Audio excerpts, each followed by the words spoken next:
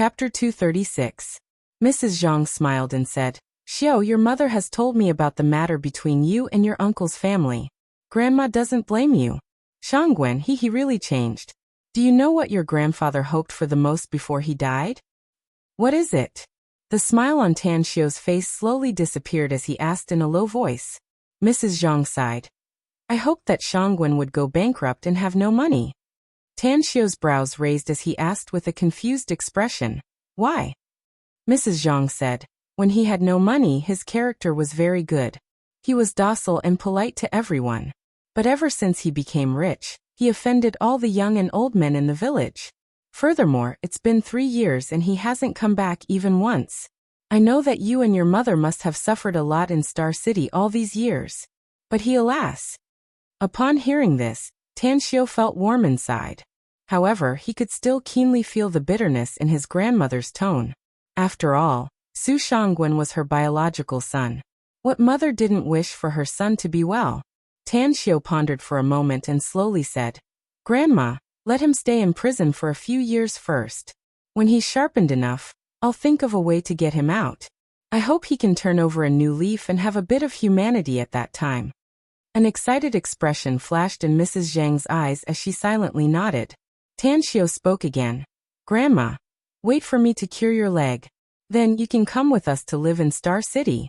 Our family's living conditions are much better than before. The restaurant opened by my mother has a very prosperous business. Although I've just graduated from the college entrance test, I've also done some business and made a lot of money. You can go back with us and enjoy a good life in the future. Mrs. Zhang said with a carefree smile. Xiao, Grandma appreciates your filial piety. But I'm a person with half of my body buried in the yellow soil. Won't I just cause trouble for you if I go? Forget it. I've lived here all my life and my days are about to come to an end. What's the point of messing around? Tan Xiao said. Grandma, you can still live for a long time with me here. Don't worry. It's really not troublesome to follow us to Star City. I'm going to Shanghai to study soon, and there's only my mom left in Star City. You can accompany her if you go with her. This.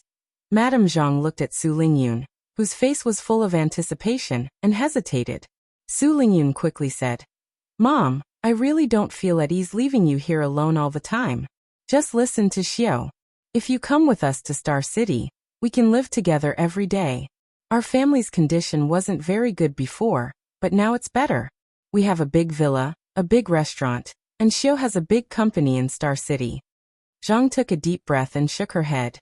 Xiaoyan, Xiao, don't try to persuade me. I've lived here for so many years that I wouldn't be used to a sudden change of environment. The neighbors in our village are very kind to me. They can take care of me if I need anything. Just do your thing and don't worry about me. Su Lingyun's expression turned gloomy. She knew her mother's character. If she had made a decision, she wouldn't be able to change her mind even if she tried her best to persuade her. Tan Xiao thought for a moment and said, Grandma, since you really don't want to go to Star City, then stay here. Our house needs to be repaired, so I'll take out some money to rebuild it. Also, I'll hire 2 nannies from Star City to stay here to accompany and take care of you. Zhang waved her hand and said, No. I live here by myself, so I don't need to rebuild the house. It'll cost a lot of money. Also, I'm just an old woman, so I don't need nannies to take care of me. Although I'm old, my legs are still agile, so I don't need anyone to take care of me. Standing at the side, Chen Huiying's eyes flashed with astonishment as she asked, Lingyun, is what you just said true? Is your restaurant doing very well? And you live in a big villa? Even Tan Xiao has a company? What I said is true. Su Lingyun nodded and said, My restaurant's business has only been getting better in the last 2 months. As for the villa and the company, it's the result of Xiao's efforts. Chen Huiying looked at Tan Xiao and her expression immediately changed. Recalling the car Tan Xiao drove back, she felt that Su Lingyun shouldn't be lying to her. Suddenly, Tan Xiao's eyes lit up as he looked at Chen Huiying and asked, Second aunt, can we go out and have a chat? Go out and have a chat? Chen Huiying was confused. Why do we have to go out and have a chat? Let's talk here if you have something to say. Tan Xiao shook his head and said, I have a private matter to discuss with you. I also told Big Brother Kai before that I want to buy medicinal herbs here. It's the kind of grass you feed your sheep with. In fact, there's a very good medicinal herb there. Chen Huiying hesitated for a moment before she nodded and said, "All right then. Let's go out and see why little Ben hasn't come back yet." As the duo came out of the courtyard, Tan Xiu said, "Second aunt, I've actually told Big Brother Kai about the medicinal herb. It's called silver dragon grass. I'll buy as many as you have. The reason I called you out is because I want to talk to you about something else." Chen Huiying didn't know much about medicinal herbs, so she didn't ask much and said, "All right, say it." "Second aunt, you know my grandma's character. Since she doesn't want to go to Star City with us, can you please take care of her later?" Tan Xiu said. Chen Huiying couldn't help laughing and said, "What are you talking about, child? If we don't take care of her, how can she not sleep so late? Can you personally send her to the county hospital? Don't worry. Your grandma will be fine as long as we're here." Tan Xiu shook his head and said, "That's not what I mean, second aunt. Let's put it this way. How much money can you earn in a year by farming at home? Why are you asking this?" Chen Huiying was confused. "You'll know it later. Answer me first," said Tan Xiu. Chen Huiying hesitated for a moment. She silently calculated in her heart for a moment. She then stretched out her finger and said, "It should be 10,000 yuan, right? I've raised a lot of sheep and some fruit trees at home. If I pay you to take care of my grandma and pay you 20,000 yuan a year, would you be willing?" Tan Xiu said with a smile. "Tan Xiu, why are you talking nonsense?" Chen Huiying frowned and said, "Even if you don't give me a penny, I'll take care of auntie." "All right, I understand what you mean. I promise you that as long as I can walk and have food and drink, I won't let your grandma suffer." Tan Xiu gave a thumbs up and said, "You're a good person, second aunt. Since you don't want the money, then I won't force you. I'll thank you in advance." Chen Huiying patted Tan Xiu's arm and scolded with a smile, "Little bastard, don't treat me like an outsider." "Second aunt, give me your bank card number," said Tan Xiu. Chen Huiying stared blankly for a moment. Then her face turned cold and she angrily said, "Tan Xiu, what's wrong with you? Do you think your second aunt is the kind of person who only sees money? If you do this again, I won't take care of your grandma anymore." "I don't mean anything else, second aunt," said Tan Xiu quickly. "I want your bank card number because I want to transfer some money to you. But this money is not only for you, but also for my grandma. Think about it. You'll take care of her at home. Whether it's food, clothing, or other things, you'll have to spend money, right?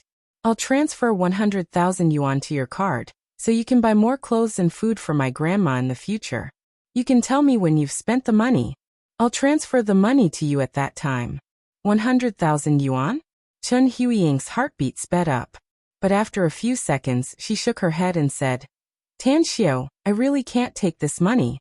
Otherwise, the whole village will point at my back and scold me. You can rest assured that our family won't let your grandma starve and freeze. I'll still say the same thing.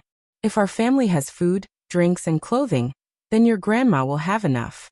A forced smile was revealed on Tan Xiu's face.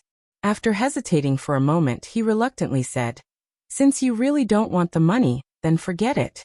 Just wait for me, let Big Brother Ben go with me." "Go with you?" Chen Huiying was confused.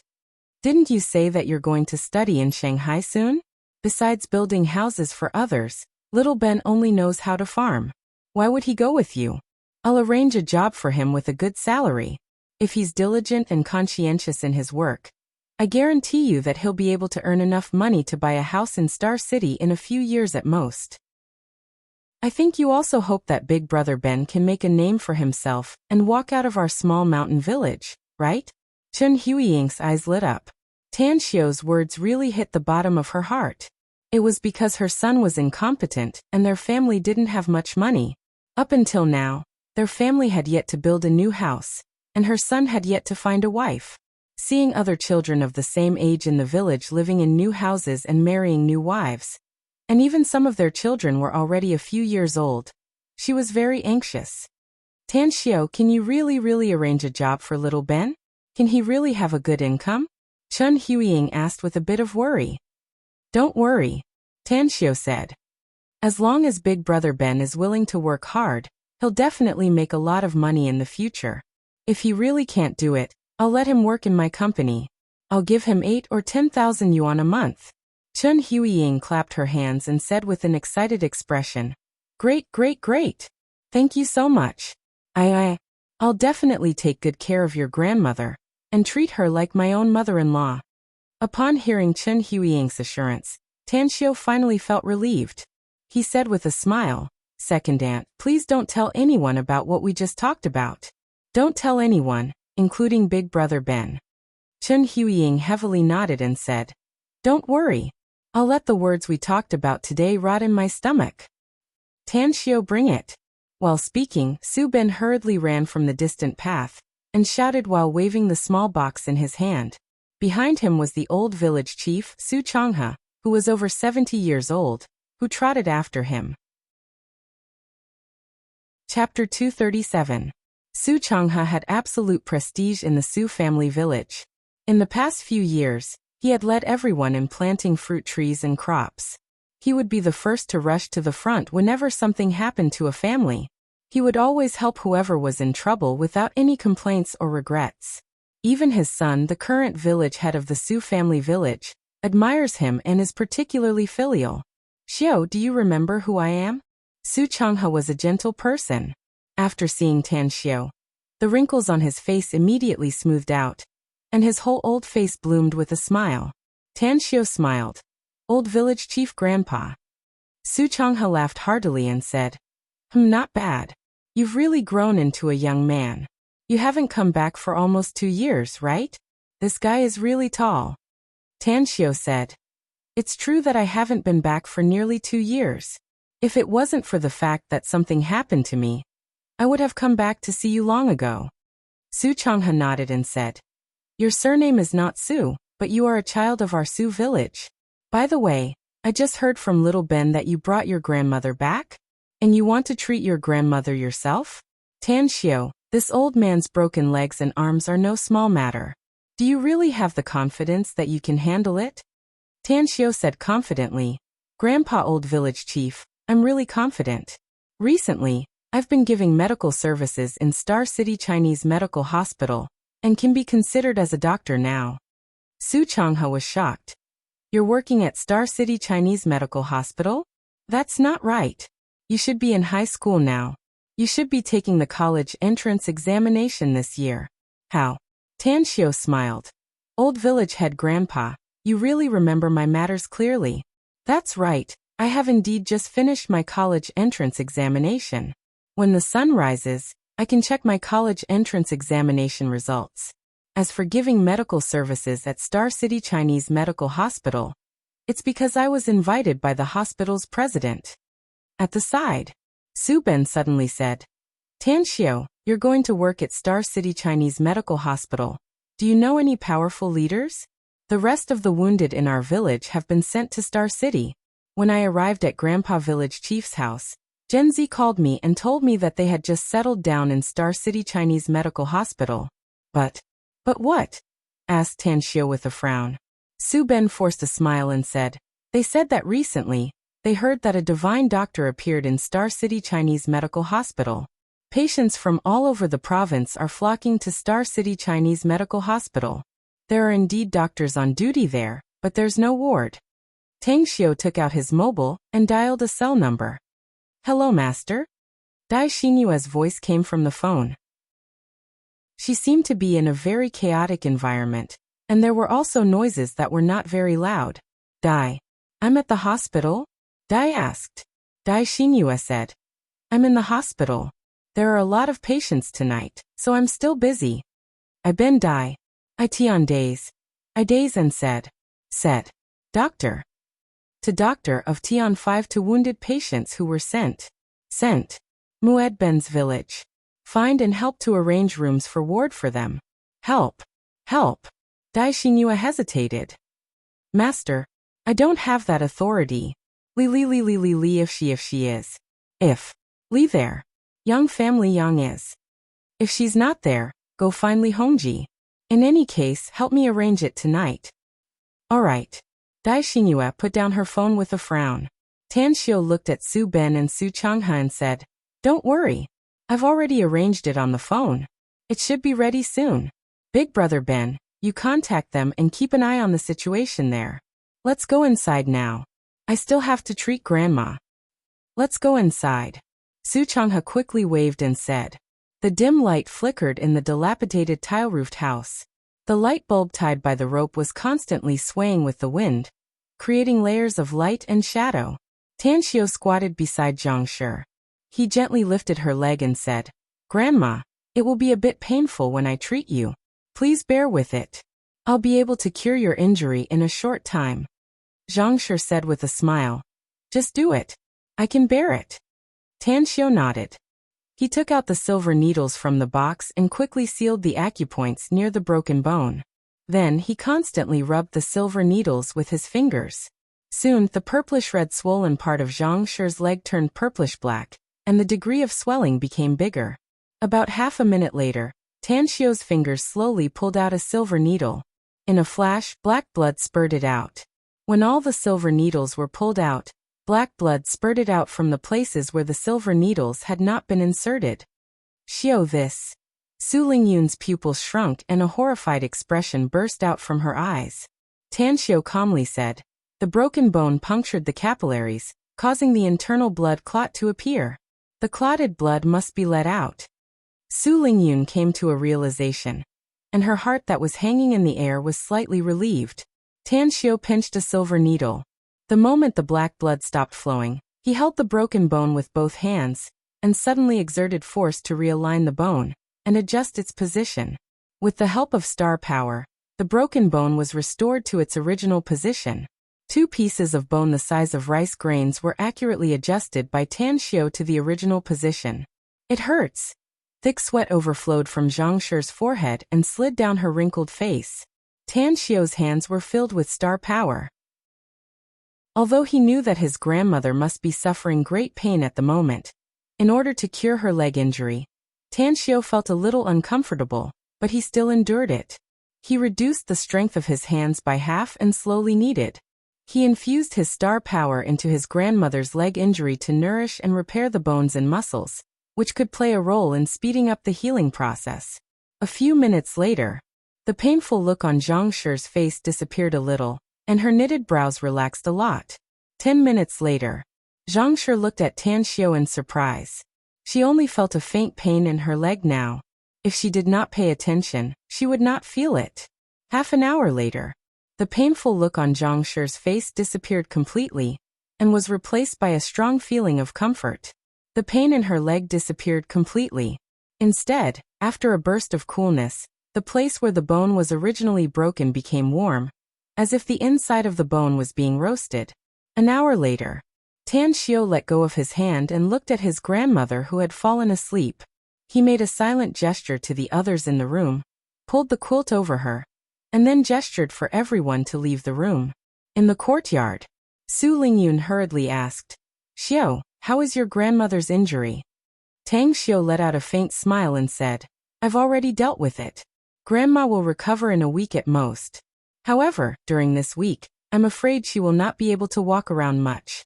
By the way, find 2 pieces of deck and tie them to Grandma's injured leg to prevent a second fracture." "I'll go now," Su Lingyun immediately said. Tan Xiu nodded with a smile. He then looked at the old village chief Su Changhe, Chen Huiying, and Su Ben, saying, "It's too late. You all go to sleep. If we have anything to talk about, wait until dawn." Su Changhe, Chen Huiying, and Su Ben didn't move either. Their eyes looked straight at Tan Xiu. They were somewhat disappointed, but there was also a trace of curiosity. Chen Huiying was a person who couldn't hide things in her heart. She said, "Tan Xiu, you're not joking with us, are you? Even if it's a child with the fastest bone growth, if his leg is broken, it's impossible for him to recover in a week. As the saying goes, it takes 100 days to recover from an injury. You." Tan Xiu interrupted her and said with a smile, "Second aunt, no matter how I explain it now, I can't change your old ideas. Let's wait and see. I promise I'll surprise you a week later." Su Changhe's lips squirmed, but he ultimately didn't speak. He shook his head, sighed, and turned away. Chun Huiying also shook her head and sighed. She then turned away. Su Ben was silent for a few seconds. He gently punched Tan Xiu's chest and said with a silly smile, Tan Xiu, I believe you. You've been smart since you were a child, and you almost never lie. You said you can make your grandmother recover, then you can definitely make her recover. The feeling of being trusted was good. Tan Xiu faintly smiled. He patted Su Ben's shoulder and said, Are you sleepy? If you're not, why don't you talk to me? Su Ben looked at his mother's back. After taking back his vision, he took out a pack of cigarettes from his pocket and asked, Do you want one? Tan Xiu was silent for a moment. He then reached out to take it. He had learned to smoke and drink during that muddle-headed year. So after lighting it up, he took a deep breath and slowly said, Big brother Ben, how about going back with me when I return to Star City? Su Ben stared blankly and asked with a confused expression, Why would I go with you? Tan Xiu said with a smile, To help me with some things. Su Ben pondered for a moment before he shook his head and said, Tan Xiu, I know you have the ability now and have opened a company. But apart from farming and building houses, I don't know anything else. I won't be able to help you even if I go with you. Let's just forget it. You can learn things you don't know. Tan Xiu said with a smile. If you're willing to work hard and endure hardships, I guarantee that you'll have a good development. Big brother Ben, our ancestors have been facing the yellow soil with their backs facing the sky. Every day, we work at sunrise and return at sunset. Don't tell me you don't want to change this kind of 9-to-5 life? Su Ben hesitated and asked, Then what do you want me to do? Be a security guard, Tan Xiu said. A disappointed look appeared on Su Ben's face as he forced a smile and said, How much money can a security guard earn? There are a few people in our village who go out to work as security guards in Shanghai. They earn 5,000 to 6,000 a month from the company, but after deducting the expenses of food, drinks, and accommodation, they don't even have 2,000 yuan left. Tan Xiu said, They are them, and you are you. If you're diligent and can endure hardships, let alone 5,000 to 6,000 a month, you can even earn 50,000 to 60,000 a month. Being a security guard can earn so much money? Asked Su Ben with a blank expression. Tan Xiu said with a smile, Well, it depends on who I'm going to be a security guard. Let's do it this way. You're going to Star City with me to be an ordinary security guard. You'll earn 5,000 yuan a month with food and accommodation provided. If you do well and conscientiously in 3 months, I'll promote you to be a security captain, and you'll earn 10,000 yuan a month. How about it? I'll do it. Su Ben's eyes lit up as he replied without hesitation. Tan Xiu said with a smile, We grew up together. Although you're a few years older than me, I know you very well. I'm relieved to hand over some important business secrets to you to help me look after them. Su Ben said with a smile, Whatever you give me, I'll do it well. Chapter 238. Star City Chinese Medical Hospital. With a restless mood, Dai Xinyue found the 5 wounded patients from the Su family village. After learning about their situation, she hurried to the resting place of the inpatient department's director. Knock knock, come in. The inpatient department director's voice came from the room. Dai Xinyue pushed the door and entered. She saw the inpatient department director sitting up from the single bed and putting on his coat. You are? The inpatient department director didn't pay attention to Dai Xinyue. He just felt that she looked familiar, so he asked curiously. Dai Xinyue said, Director, I'm Dai Xinyue, an intern doctor in our hospital. I have something to talk to you about. The inpatient department director was a bit annoyed. He had been busy all day and night. He had just slept for 2 or 3 hours, yet he was woken up. However, he didn't show it on the surface. He nodded and said, What's the matter? Speak. Dai Xinyue said, Director, there are 5 wounded patients in our hospital. Although they have received treatment, they don't have a ward to stay in. They are now sleeping on the floor in the corridor. Can you help arrange a few wards for them? The inpatient department director angrily said, There are too many patients in the hospital now, and the wards are not enough. You want me to arrange a ward? Who should I find to arrange it? You came to me just for this matter? Dai Xinyue said in a low voice, It's about this matter. Nonsense. The inpatient department director angrily said. You're also a doctor in our hospital. Don't you know the situation of the hospital? You want a room directly from the leader? Don't you know the hospital's written regulations? Everything will go according to the normal procedures. Tell me, which department are you from? Dai Xinhua hesitated and whispered. I'm now helping with the outpatient department. Outpatient department? The inpatient department director raised his brows and coldly snorted. Then go and do the odd jobs well. Don't come to me for this kind of thing later. Also, tell your leader. That's right, who's your leader? Dai Xinhua said bitterly. Tan Xiao. The inpatient department's director hummed and said, then tell Tang Xiao to manage his men well. Don't go and do things for no reason. His voice abruptly stopped. He seemed to have thought of someone as the angry expression on his face froze. Looking at Dai Xinhua, he asked, what did you just say? Who's your leader? It's Tan Xiao, said Dai Xinhua. Tan Xiao is in the outpatient department. He just came to our hospital not long ago. The inpatient department director's expression changed a few times. Finally, he squeezed out a smile and said, Are you the little girl who helped Tan Xiao? What was it called again? Dai Xinhua. The inpatient department's director nodded again and again. The smile on his face grew wider as he said, Yes, it's Dai Xinhua. A few days ago, I heard that Tan Xiao accepted a disciple named Dai Xinhua. I didn't expect it to be you. Are you here on Tan Xiao's orders? It's his idea, said Dai Xinhua truthfully. Those injured people seem to be from his hometown.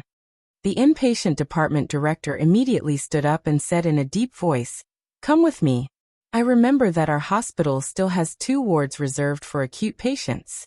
Since those injured people are from Tan Xiao's hometown, I have to vacate them no matter what. He was no fool. Today's Star City Chinese Medical Hospital couldn't be compared to the past.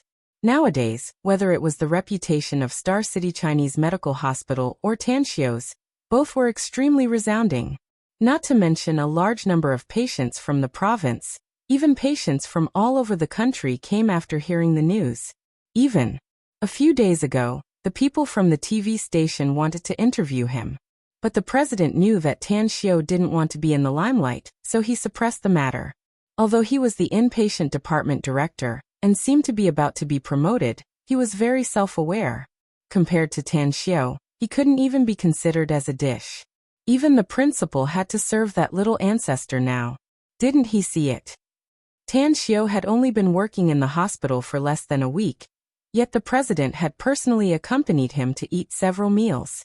10 minutes later, the 5 patients of the Su family village were arranged in 2 spacious wards. Each ward had a total of 3 beds, and one of them was added temporarily. Even so, the room was still very spacious. There were 7 or 8 villagers of the Su family village accompanying the 5 patients inside. Yet they didn't feel crowded. You can stay here. The hospital leaders have just said that your hospitalization fees will be exempted, and your medical expenses will be reimbursed at the highest price. Since you have family members here, I won't arrange a nurse for you. In short, if there's anything, just contact me. I'm the inpatient department director, so I'll definitely provide good service. The inpatient department director said with a smile. Each and every one of the patients and their family members in the ward revealed a grateful expression. At the same time, they were deeply puzzled. Especially Su Quan. He was usually very smart and good at observing people's expressions. Recalling the previous treatment and the current treatment, he instantly understood the problem. He hesitated for a moment. His eyes fell on Dai Xinhua. Although she was a beauty, her attitude was very gentle, and she didn't look like a big shot. Therefore, he approached Dai Xinhua's side and whispered, Beautiful doctor, can I ask you what's going on here? The hospital has a shortage of wards. As the patient's family members, we all know that. But how come we were suddenly arranged such a good ward?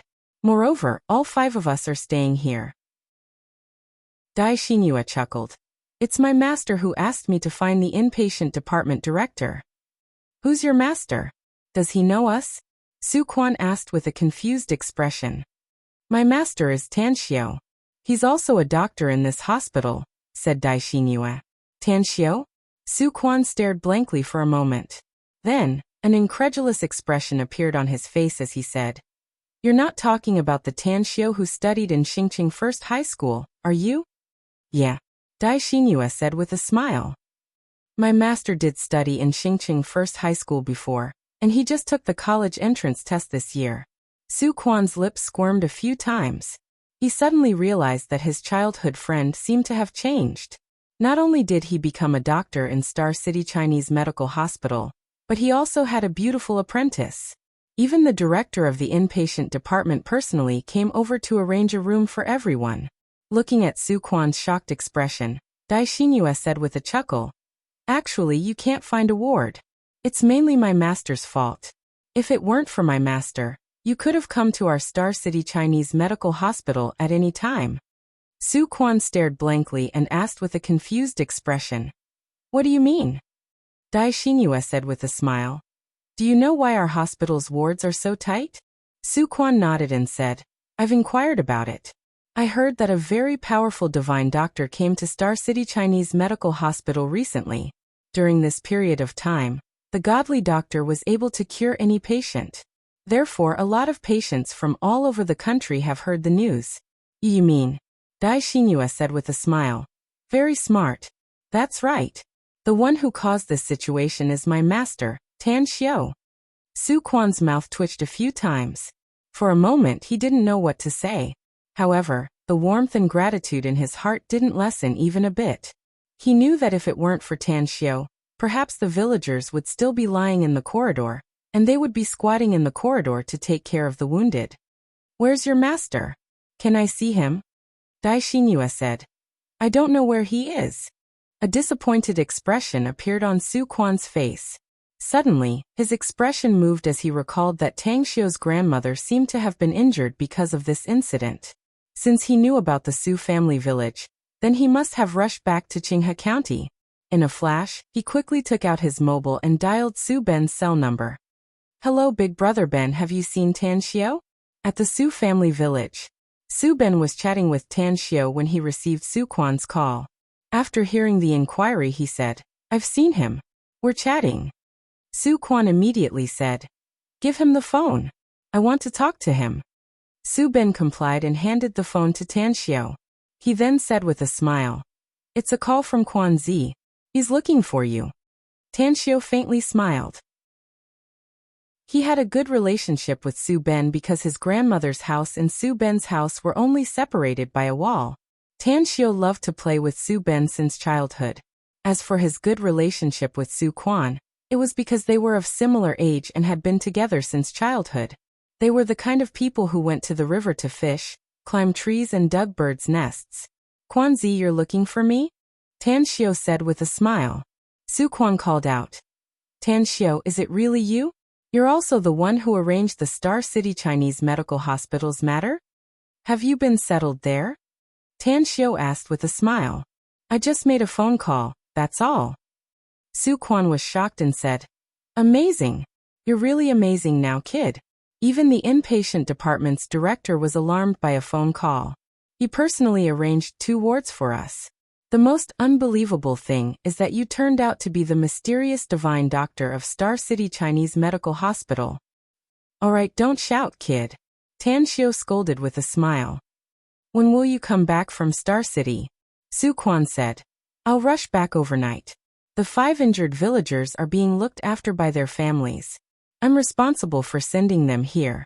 Just wait for me. I haven't seen you for almost 2 years. Let's drink a few bottles when we see each other." "Alright, I'll wait for you." After Tan Xiao finished speaking, he returned the phone to Su Ben. Seeing that the call had ended, Su Ben put away the phone and said with a smile, "You two grew up together naked, and your relationship is really good. You're smart and Quan Zi is also smart. In our village, the 2 of you are the most congenial and best friends." "Brother Ben, you're wrong to say that," Tan Xiao said with a smile. "Aren't you the one who's best friends with me? I remember when we were young, the 2 of us always ran behind your ass." Su Ben couldn't help laughing.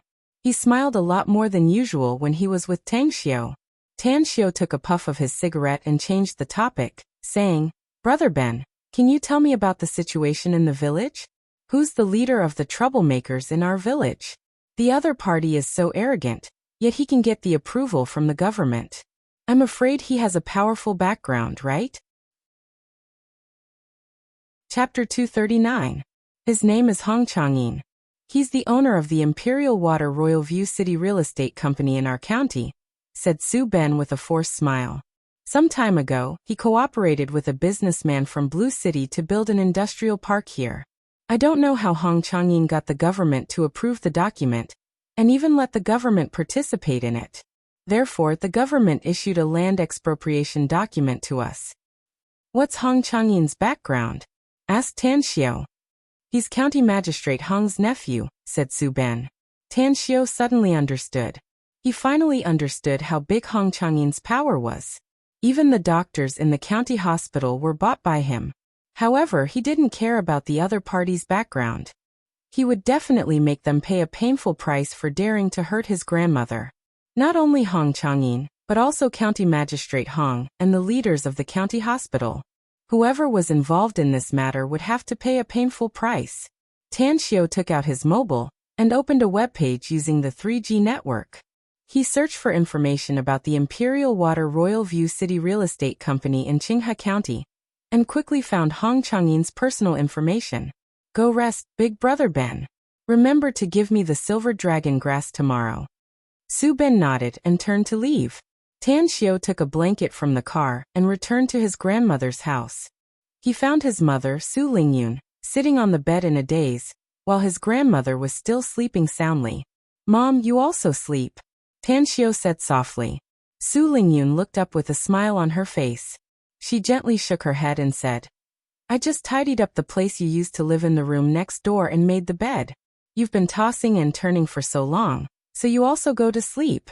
I'll call you at lunchtime. I'm not sleepy now, Mom, said Tan Xiao. But you're obviously tired. Why are you still holding on? Grandma's injury is really not a problem, I assure you. Su Lingyun hesitated for a moment before she nodded and said, All right, I'll also sleep for a while. A few minutes later, Tan Xiao saw that his mother had fallen asleep on the sofa and was snoring softly. He quietly left the room and went to the yard. He drove directly to Qinghe County. Since he had already found Hong Changyin's information and figured out his appearance through his photos, he would collect some interest tonight. Qinghe County Hospital. With Hong Changyin's identity and background, he can make the doctors in the hospital refuse to treat the injured people in Su Family Village.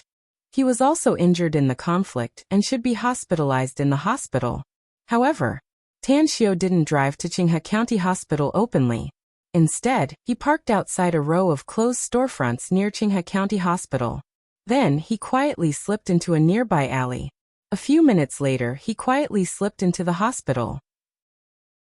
Below the inpatient building, Tan Xiao hid in a dark corner. Using his divine sense, he easily found Hong Changyin sleeping soundly in a ward on the third floor of the inpatient department.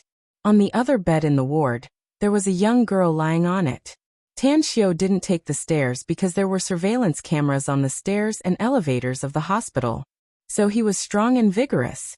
He silently climbed along the pipe outside the building. At the window of Hong Changyin's ward, he gently pushed open the unlatched window and appeared in the ward. Puff! Tan Xiao quickly hit the young girl's sleeping acupoint, and then knocked Hong Changyin out with a punch. Like carrying a dead dog, Tan Xiao carried Hong Changyin out of the window and left the hospital. When he returned to the car, he directly stuffed Hong Changyin into the trunk, and then drove toward the foot of the mountain behind Su Family Village. Bang! As he arrived at a barren land, Tan Xiao parked the car. He took Hong Changyin out of the trunk and directly smashed him on the ground. Hiss! The severe pain woke up the unconscious Hong Changyin. When he found himself in the wild and fell to the ground with pain all over his body, he thought it was a dream. He then rubbed the painful place and muttered, What kind of bullshit dream is this? Who the fuck said that I don't feel pain in my dream? Damn it! Why didn't I dream of a few beautiful women accompanying me to have fun? Tan Xiao grabbed Hong Changyin's shoulder from behind. After looking at him, he fiercely slapped Hong Changyin's face, directly sending him flying 5 or 6 meters away.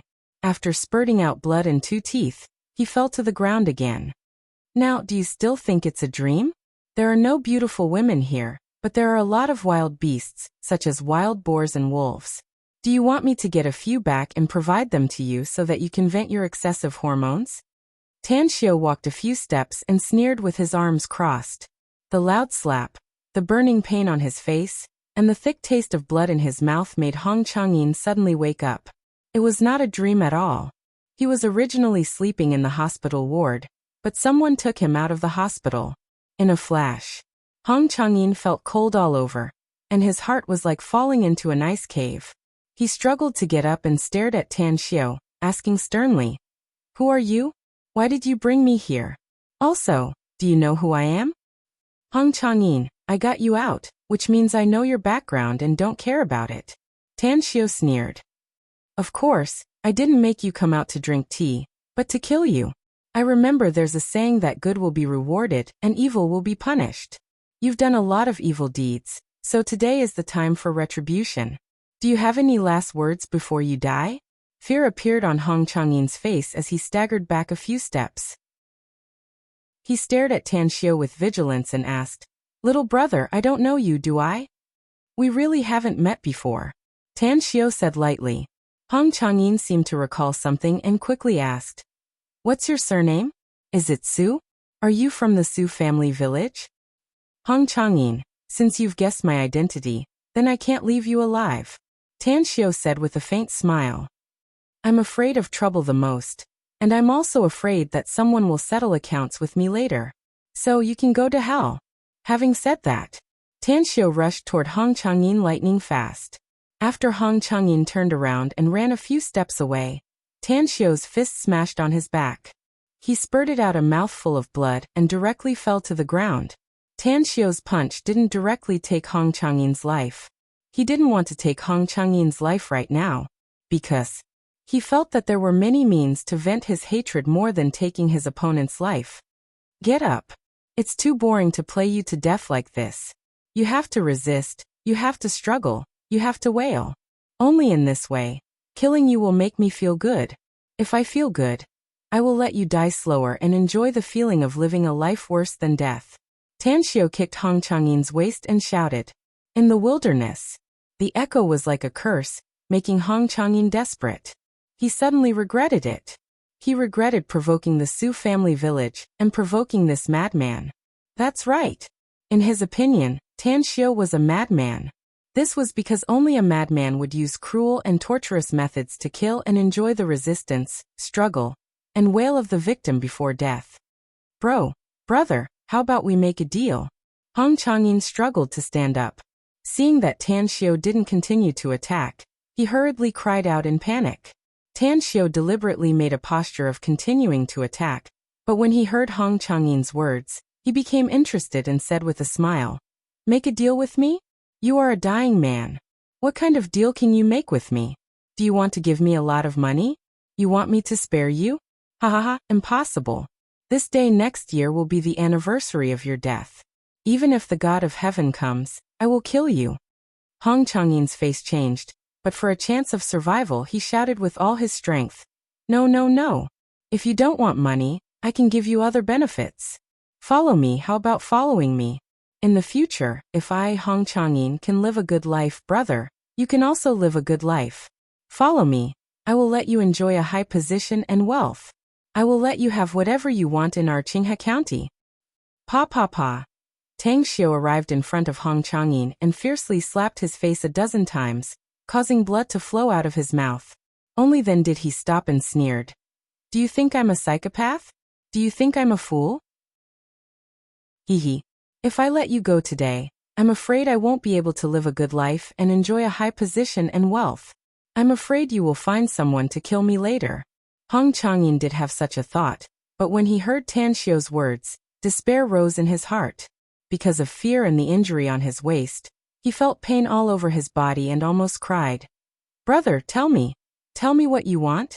As long as you tell me, I will satisfy you." Tang Xiao punched him again and smashed him to the ground. He walked over and stepped on his head, sneering. "Tell me, who in the county hospital did you find refused to treat the villagers of the Su family village?" Hong Changyin instantly realized that the other party was really someone from the Su family village. However, he had no choice but to bow his head under the eaves. He was really afraid. He was afraid that Tang Xiu would kill him in this wilderness, and then throw his body into the mountains to feed the wild beasts. It's Zhong Tao, the deputy director of the county hospital. The reason why he can become the deputy director of the county hospital is because of my uncle's help. What else do you want to know? I will tell you everything. Zhong Tao. Tan Xiu deeply remembered this name. He removed his foot from Hong Changyin's head and coldly snorted. Actually, I don't have to kill you today, but I have to think of a way to make you remember today's matter for the rest of your life. That's right, you just said that you like women, so I might as well castrate you and make you a living eunuch. Hong Changyin's pupils shrunk. He subconsciously curled up his body and begged, please don't. I'm only 32 years old this year, and I don't even have a child. Brother, please be magnanimous. If I become a living eunuch, then the old Hong family will have no descendants. Tan Xiu sneered. Don't you have an uncle who's the county magistrate? He should have a son at home, right? No, it's a daughter. Hong Changyin hurriedly shouted. The 5th update of this month is over. Quiet Night is working so hard. Is it worth it for the brothers and sisters to throw the monthly votes in your hands? Chapter 240. Tan Xiu lifted his foot and kicked Hong Changyin's body, causing him to scream again and again. Then he reached out to pull Hong Changyin up and let him sit on the ground. Then he also sat opposite Hong Changyin and said with a smile, I think your Hong family can't be cut off. Do you know why? At this moment, Hong Changyin was afraid of Tan Xiu from the bottom of his heart. He had never seen such a ruthless and crazy person.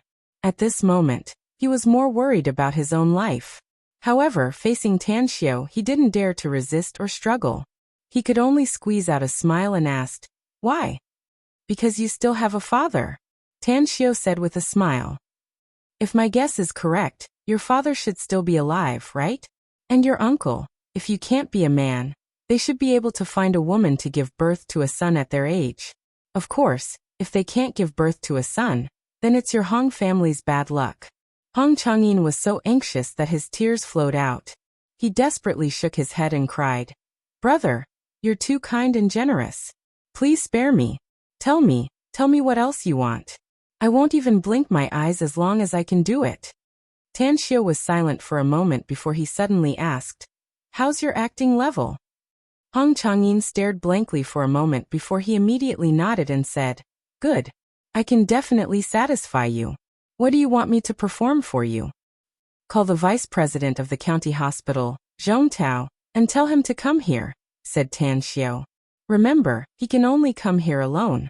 If there's another person, I'll kill you immediately and run away. Hong Changyin stared blankly for a moment before he immediately nodded. Qinghe County, Water Cube Upscale Residential Area. Zhong Tao was awakened by his mobile phone's ringtone. He looked at the time and looked angry.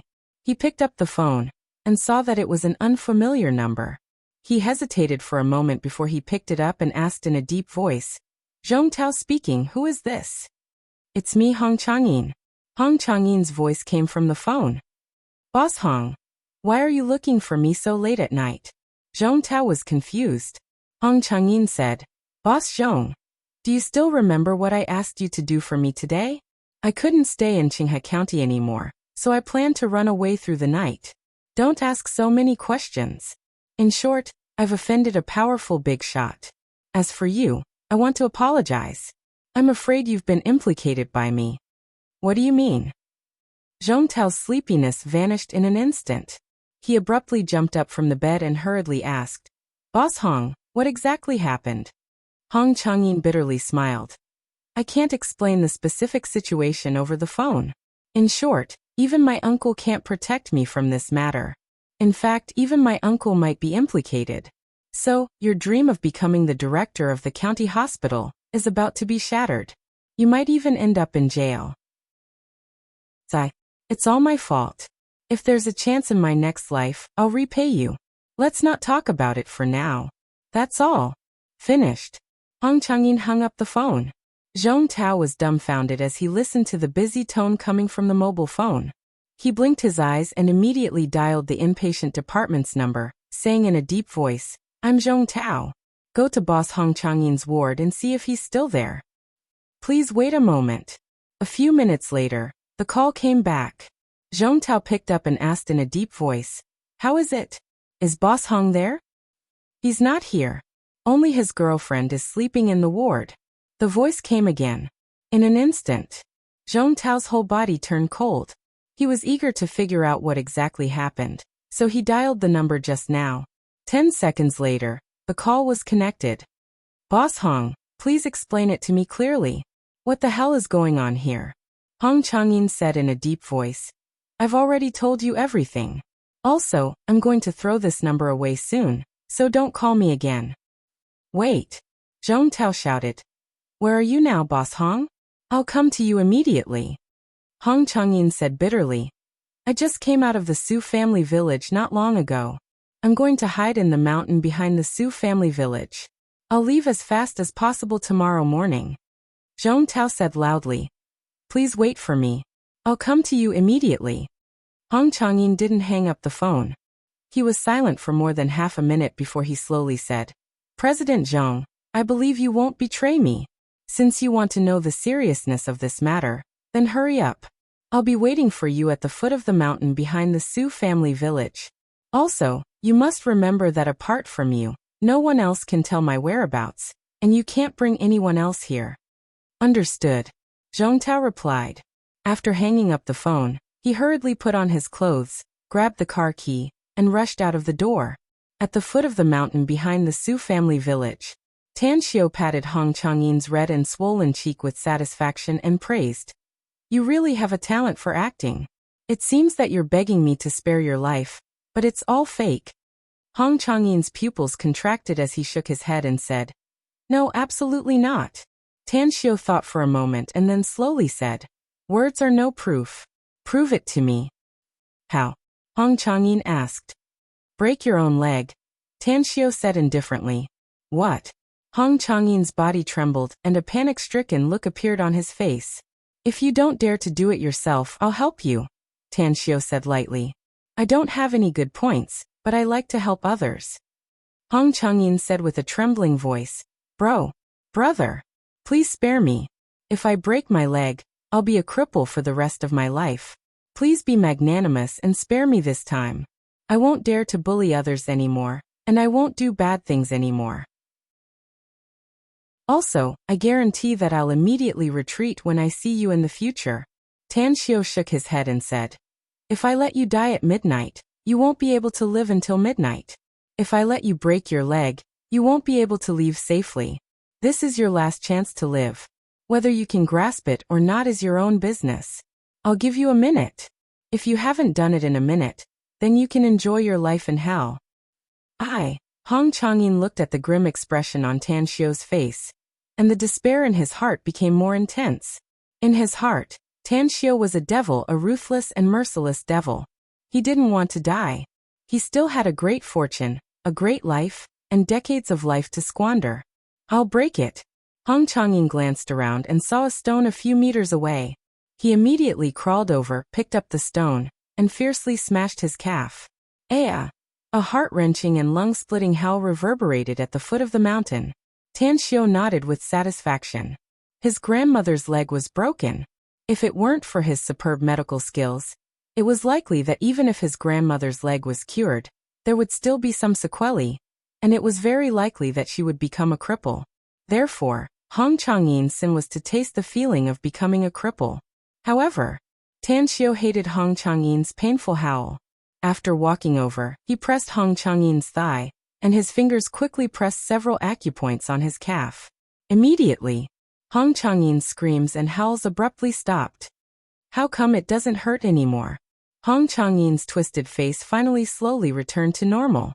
He was tongue-tied as he looked at the bloody mess on his calf bone that was obviously broken. He raised his head and looked at Tan Xiao with an inconceivable expression. It didn't hurt anymore. He couldn't feel the slightest bit of pain now. If he didn't see the bloody mess on his calf, he would have thought that he was dreaming. Tan Xiao lightly said, In this world, there's a kind of martial art called acupoint sealing. I've sealed the acupoints on your leg wound. On one hand, it can help you stop the bleeding, And on the other hand, it can also make the pain disappear. So if you dare to howl like a ghost again, I'll sew your mouth. Hong Changyin incredulously looked at Tan Xiao and cried out in horror. You know how to seal acupoints? Tan Xiao coldly glanced at him and didn't answer. What he needed to calmly wait for now was the arrival of the county hospital's vice president, Zhong Tao. Hong Changyin was certainly hateful, but Zhong Tao was even more hateful. As a hospital doctor and a well-dressed hospital leader, he unexpectedly treated the patients badly and curried favor with a scoundrel. If he didn't make him pay the price, he would never be able to tolerate it. 20 minutes later, a Volkswagen slowly stopped near the Land Rover Range Rover. After Zhong Tao got off from the driver's seat, he looked around and didn't find anyone around. Just as he took a few steps forward, a ghostly figure appeared behind him without a sound. A punch landed on his temple and knocked him out. Tan Xiao grabbed Zhong Tao and took him to a place 100 meters away. He then threw him in front of Hong Changyin, who was sitting paralyzed on the ground, and lightly said, "Wake him up. It's best to break his leg with a stone." Hong Changyin hesitated for a moment before he picked up the stone in accordance with Tan Xiao's instruction, and fiercely smashed Zhong Tao's left calf. The great pain of broken bones made Zhong Tao wake up from his coma. Cries that sounded like pigs being slaughtered echoed in the wilderness. Hong Changyin. With the help of the starlight, Zhong Tao clearly saw Hong Changyin, who was sitting paralyzed in front of him. Disbelief was revealed in his eyes because Hong Changyin's current appearance was too miserable. "I'm sorry, Vice President Zhong," said Hong Changyin bitterly. Zhong Tao stared at him blankly. After more than 10 seconds, he realized that there was someone behind him and turned to look at Tan Xiao. His complexion suddenly changed. "You're Zhong Tao, right? The vice president of Qinghe County Hospital, right? You're a doctor, yet you cling to the rich and powerful and harm the patients. You're really something." Tan Xiao walked to the front of Zhong Tao and said indifferently, "Who are you?" Zhong Tao involuntarily exclaimed, "Who am I?" Tan Xiao sneered. "I'm an executioner who enforces justice on behalf of heaven. A butcher who punishes the evil and upholds the good. Don't blame Hong Changyin. I forced him to deceive you. Because if he didn't deceive you, he would have died today. If he died, I'm afraid your fate in the future won't be much better than his." Chapter 241. Zhong Tao suddenly turned to look at Hong Changyin, and then turned to look at Tan Xiao. His lips squirmed a few times before he bitterly said, "I understand. You deceived me to come here, and even broke my leg. I think you're retaliating against me for what I did to the Su family village, right?" "That's right," Tan Xiao said with a smile. "I'm indeed retaliating. You know, if I hadn't come back from Star City in time, my grandmother would have continued to suffer. She would have continued to stay outside the hospital's operating room, waiting for those doctors who said they were operating on the patient, but were actually playing landlord inside." An intense regret arose inside Zhong Tao's heart. He regretted intervening in Hong Changyin's matter. He originally wanted to curry favor with Hong Changyin. On the one hand, he could get a lot of benefits from Hong Changyin. On the other hand, he could also use Hong Changyin's words in front of the county magistrate, giving him the opportunity to be promoted to the county hospital's president. But the result was, he hadn't gotten any benefits yet, but had instead provoked a lot of trouble. He was a doctor. He was perfectly aware of the condition of his left leg. He was also aware that he would probably become a cripple for the rest of his life. Tan Xiao looked at Hong Changyin and lightly said, "Promise me one thing and I'll let you go." Hong Changyin looked pleasantly surprised and hurriedly asked, "What is it? Please say it." "You've been miserably beaten by me. Very miserably," Tan Xiao said. "If others were to see your current appearance, they would definitely remember it for a lifetime. Therefore, I hope you can also beat this surnamed Zhong to the same appearance. Rest assured, if he dares to fight back, I'll use a stone to break his other leg." Zhong Tao glared at Hong Changyin and angrily shouted, "You dare?" Hong Changyin didn't answer. He grabbed the branch thrown by Tan Xiao and sat there paralyzed as he fiercely whipped Zhong Tao. Every man for himself. In order to escape from danger, let alone beating Zhong Tao, Hong Changyin wouldn't hesitate to kill Zhong Tao even if Tan Xiao asked him to. Pa pa pa. Hong Changyin whipped Zhong Tao, causing him to roll on the ground and constantly scream.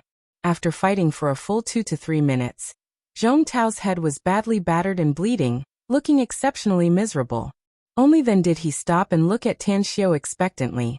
With a faint smile, Tan Xiao raised his thumb and said, "Very good. You're also ruthless enough. For the sake of your own survival, you even beat up the people who helped you so badly. Alright, if you two can still walk, then go back. Remember, if anyone wants revenge, come to me. My name is Tan Xiao, a very ordinary and kind citizen. Of course, before you take revenge on me, be prepared to be killed." Finished. He turned to the Land Rover and drove off into the distance. After driving for 2 kilometers, Tan Xiao parked the car on the side of the road. After turning off the engine, he quietly returned to the vicinity of Hong Changyin and Zhong Tao. He quietly hid in the grass and observed quietly. He was not afraid of revenge, but he was afraid that Hong Changyin and Zhong Tao would take revenge on his grandmother. Therefore, he wanted to hear what the two of them would conspire after he left. Zhong Tao watched the Land Rover disappear. Then, he looked at Hong Changyin with a face full of resentment and shouted, "Surnamed Hong, I helped you, yet you treat me like this.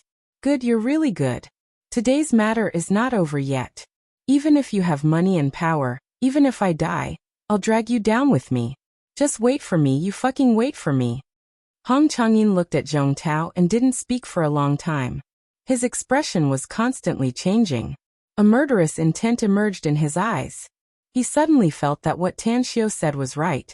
If others saw his miserable appearance, they would definitely remember it for a lifetime. He didn't want others to remember his miserable appearance today. He didn't want them to know that he sold out the people who helped him. "Vice President Zhong, let's talk."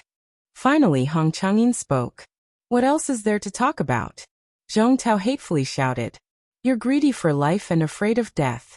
You even hurt me so badly just to save your life. I'll become a cripple, and everything will be over. Not only will I not be able to become the county hospital's president, I'm afraid I'll even lose my job. It's all because of you. This is all your fault." "Don't be so angry, Vice President Zhong," Hong Changyin sneered. "There's a saying that every man for himself will be destroyed by heaven and earth. I'm still young and haven't lived long enough. Therefore, I can only make it up to you. But I'll make it up to you later." Zhong Tao angrily cursed. "Make it up to me? How are you going to make it up to me? Based on my many years of clinical experience, no matter how advanced medical technology is, there's no way for me to recover from this broken leg. Do you understand? I'll be a cripple in the future." "What do you want then?" Hong Changyin asked in a deep voice. "You want me to compensate you with my leg?" Zhong Tao clenched his fists and shouted. "You want me to compensate you with my leg? You only have one fucking leg left, yet you still have the qualifications to say this? Although I, Zhong Tao, have done a lot of things in my life, I've never suffered such a big crime and had such a miserable ending." Hong Changyin stared fixedly at Zhong Tao. After a long silence, he looked at Zhong Tao's ferocious face and slowly nodded. "I understand. I already owed you once, so it's not a big deal to owe you again. If that's the case, then go to hell." While speaking, Hong Changyin had already picked up the stone next to him and fiercely smashed it toward Zhong Tao's head. Although he was injured all over, his killing intent was surging and his strength was surprisingly great. The stone accurately smashed Zhong Tao's head, knocking him down. Then he dragged his broken leg and picked up the stone again.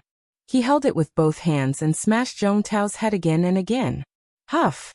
Hong Changyin smashed Zhong Tao's head more than a dozen times in one breath. Only then did he heave a long sigh of relief. With a bloody face, he looked at Zhong Tao, who had been smashed to death. Clap, clap, clap. Tan Xiao, who was hiding in the bushes, didn't stop Hong Changyin from killing. At this moment, he even swaggered out and applauded as he came before Hong Changyin and praised. "Boss Hong is really a ruthless and merciless person. No wonder you dared to lay your hands on an ordinary boss. The scene of you killing people just now was really wonderful. I took a video of it. If it's uploaded to the internet, I'm sure it will cause a huge sensation." Hong Changyin looked at the returning Tan Xiao in disbelief.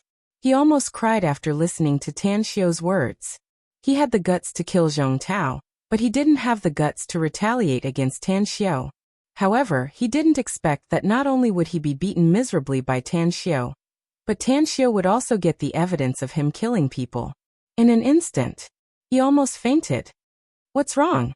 Tan Xiao said with a smile. "You didn't expect that I would come back? You didn't expect that I would see your ruthless side, did you? Brother, big brother, I'm begging you, please spare me," Hong Changyin said with a tearful face. "I really don't dare to have the slightest thought of retaliating against you. I killed him because he had malice toward me. I don't want the things that happened tonight to reach the ears of a fourth person." Tan Xiao gave him a thumbs up and praised. "You're really astute. No wonder your business is so big. It seems that you're not just relying on your uncle to bully you. Alright, I said I won't kill you, so naturally, I won't take your life. However, I just thought about it when I left and felt that it's not enough to vent my hatred if I just let you go like this.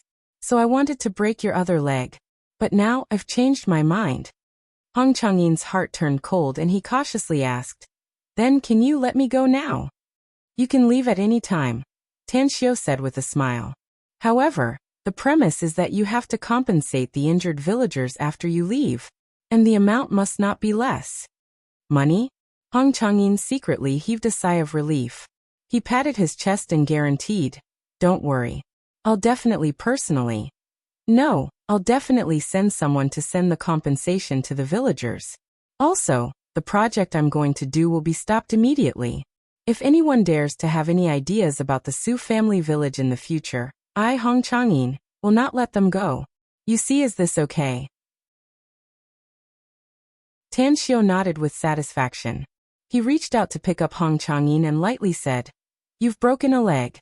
If you leave like this, you'll be discovered by others. Also, in order to help you destroy the evidence, I'll send you back to the Qinghe County Hospital, and then come back to clean up the mess." Hong Changyin tentatively asked, "You really won't tell anyone about my murder?"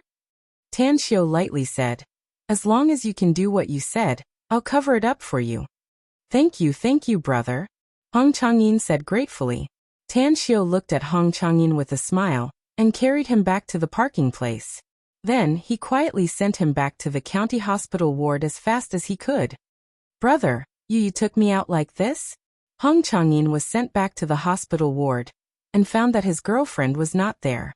He immediately looked at Tan Xiao, who was about to leave, and asked.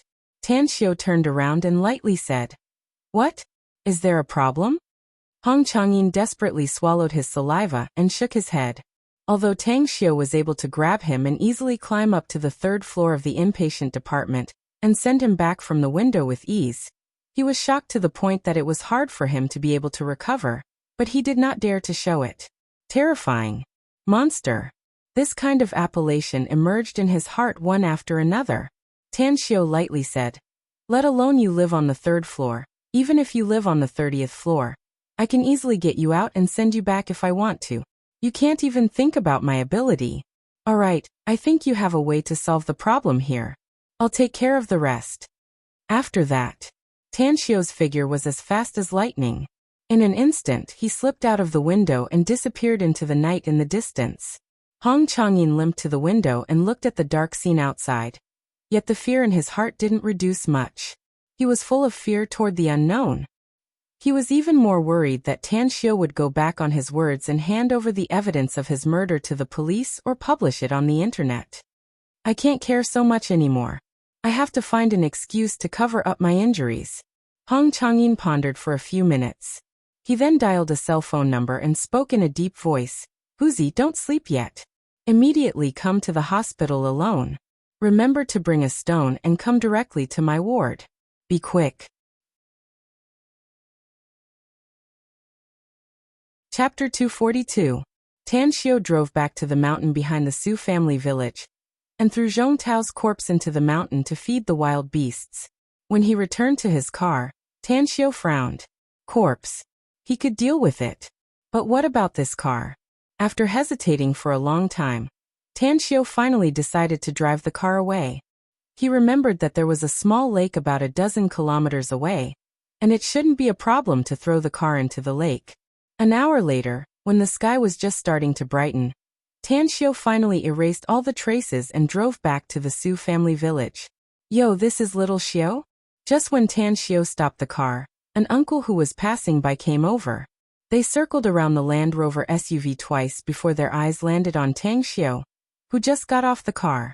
Tan Xiu knew who this person was, so he smiled and said, Uncle Danian, you're up so early.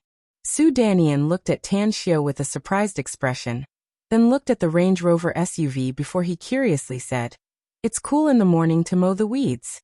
But when did you learn to drive, little Xiu? And you're even driving such a good car? My goodness, although your Uncle Danian doesn't know much about cars, I can tell that this car must be very expensive, right? Tan Xiu smiled and said, Uncle Danian, a car is just a means of transportation. There's nothing strange about it. Su Danian nodded and praised. Our countrymen like to drive good cars and compare themselves with others. You have a good character, and you're still as simple as when you were young. Uncle Danian, you're overpraising me. Tan Xiu and Su Danian exchanged a few words before they returned to the courtyard. What he didn't expect was that his mother, Su Lingyun, had already woken up and was washing up in the courtyard. Mom, why didn't you sleep more? Su Lingyun smiled and said, Your grandma woke up and said that she was hungry. Since I couldn't sleep anymore, I got up to make breakfast for her. Xiao, you weren't home when I woke up. Where did you go? Tan Xiu didn't want to tell Su Lingyun about his revenge on Hong Changyin and Zhong Tao, because he knew his mother's character. If he told her, he was afraid that she would be worried for a long time. Therefore he lied and said, I drove around nearby. I haven't been back for nearly 2 years, but my hometown hasn't changed much. Su Lingyun shook her head and said, We're too poor here, so the changes won't be that big. Alright, you go take a rest first. I'll make dinner right away. Alright. Tan Xiu agreed, and went to the room next door where he used to live. The walls and furniture were familiar to him. He had lived here for more than 10 years. Those years were unforgettable for him even after 10,000 years in the immortal world. This is my real home. Tan Xiu sighed deeply in his heart. The warmth in his chest made him a little tired. After pondering for a moment, he laid on the bed with his clothes on and slowly fell asleep. 2 hours later, more than half of the villagers had gathered outside the Su family's dilapidated courtyard. Some of them curiously looked at the Land Rover SUV parked outside the courtyard, while others looked grateful as they chatted with Su Lingyun. Little Yun, Quanzi has come back and told us about the matter. Thank you. Thank you, Tan Xiu. If it weren't for him, I'm afraid my fourth uncle would still be in the corridor of the Star City Chinese Medical Hospital's inpatient department. Lingyun, you've given birth to a good son. He's grown up and has a promising future. If it weren't for him this time, I'm afraid those villagers who rushed to Star City would have suffered a lot. Tan Xiu is so young, yet he's already so capable. He's really the pride of our village. I heard that he even has medical skills now. And he's also the divine doctor of Star City Chinese Medical Hospital's outpatient department. He's really young and promising. Amazing. Lingyun has taught her son very well. Su Lingyun listened to everyone's praises. Although she was shocked, her heart was still full of comfort. She was happier that her son was praised by the villagers than she was. After she spoke a few words of modesty, 2 black cars quickly arrived. The people of the Su family village looked at the 2 cars curiously. Creak. The 2 black cars stopped near the crowd. 4 stalwart men came out of the car, followed by a middle-aged man wearing gold-rimmed glasses. He looked like a gentleman and slowly walked out of the car's door. After the Su villagers saw the middle-aged man, their complexion greatly changed. Some of the able-bodied villagers had already begun to search for weapons that they could use, preparing to fight the enemy. The middle-aged man's complexion slightly changed. He quickly showed a kind smile, waved his hand and said aloud, Fellow villagers, don't get excited. We didn't come here to make trouble, nor to talk about the land issue. Our boss knows that yesterday's behavior was a bit extreme, so he specially sent me to apologize. As the old village head, Su Changhe was more courageous. He walked a few steps to the front of the middle-aged man and shouted in a deep voice, We don't need your apology. We won't sell our land to you either. I advise you not to waste your time, and get the hell out of here. The middle-aged man forced a smile and said, "Please don't be angry, old man. I came here with a death order from our boss. If I get the hell out of here, I won't have a good time when I go back. This time, I came here not only to apologize, but also to compensate the families of those injured in yesterday's conflict." Compensation? The villagers of the Su family village looked at each other in dismay, and their eyes revealed a look of disbelief. They didn't know what kind of medicine the other party was selling in the gourd. Maybe it was a conspiracy. The middle-aged man continued. "Fellow villagers, our boss suddenly had a nightmare last night. He dreamed that he received retribution for the evil he had done before. As a result, a man who has been with our boss for many years suddenly broke into the hospital last night and injured our boss. If it weren't for our boss's serious injury, perhaps he would have personally come to apologize." A strange expression appeared on the faces of the Su villagers. "How do you want to compensate?" Su Changhe asked in a deep voice with a disdainful look on his face. The middle-aged man quickly took a big black leather bag from the hands of a middle-aged big man. He raised it and said, "Our boss said that we are willing to pay 100,000 yuan as compensation for every injured villager. We will compensate a total of 600,000 yuan for the 6 injured employees." What? All the villagers were shocked. Never in their wildest dreams did they expect that things would take such a big turn. Could it be? The boss of Imperial Water Royal View City, Hong Changyin, had his head broken? The middle-aged man said aloud. "Are there any family members of the 6 injured here? If so, please come to me to receive the compensation." The Su villagers looked at each other in dismay. Suddenly, most of them were envious of the injured villagers. If they knew that the Imperial Water Royal View City Real Estate Company would compensate so much money, they would also be willing to be beaten up. 100,000 yuan. For the Su villagers, it was definitely a huge number. Even in the village, anyone who had 100,000 yuan was definitely the richest person. My mom was injured." Su Lingyun summoned her courage and stood up to speak. She didn't care about that 100,000 yuan now. It was because the restaurant she ran had a net profit of more than 100,000 yuan every month. Now she had also accumulated a lot of money. However, her mother was injured. Since the other party was willing to compensate, how could she refuse? The middle-aged man asked, "What else?" Su Changhe said, "The other injured people and their families have all gone to Star City. If you sincerely want to compensate, give me the money from the other 5 families. I'll give it to them when they come back." The middle-aged man hesitated. This isn't good, right? In a flash, the Su villagers expressed that the old village head had a very good character.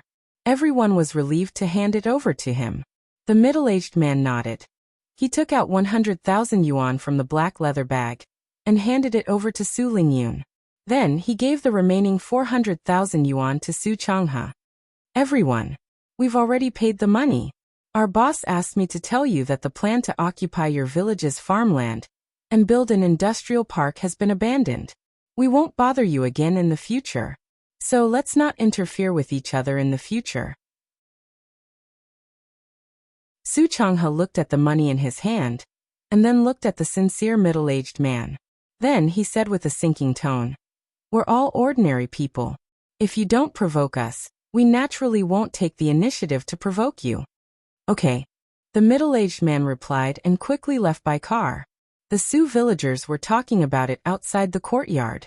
Su Lingyun, on the other hand, hurriedly entered the courtyard with the 100,000 yuan in her arms.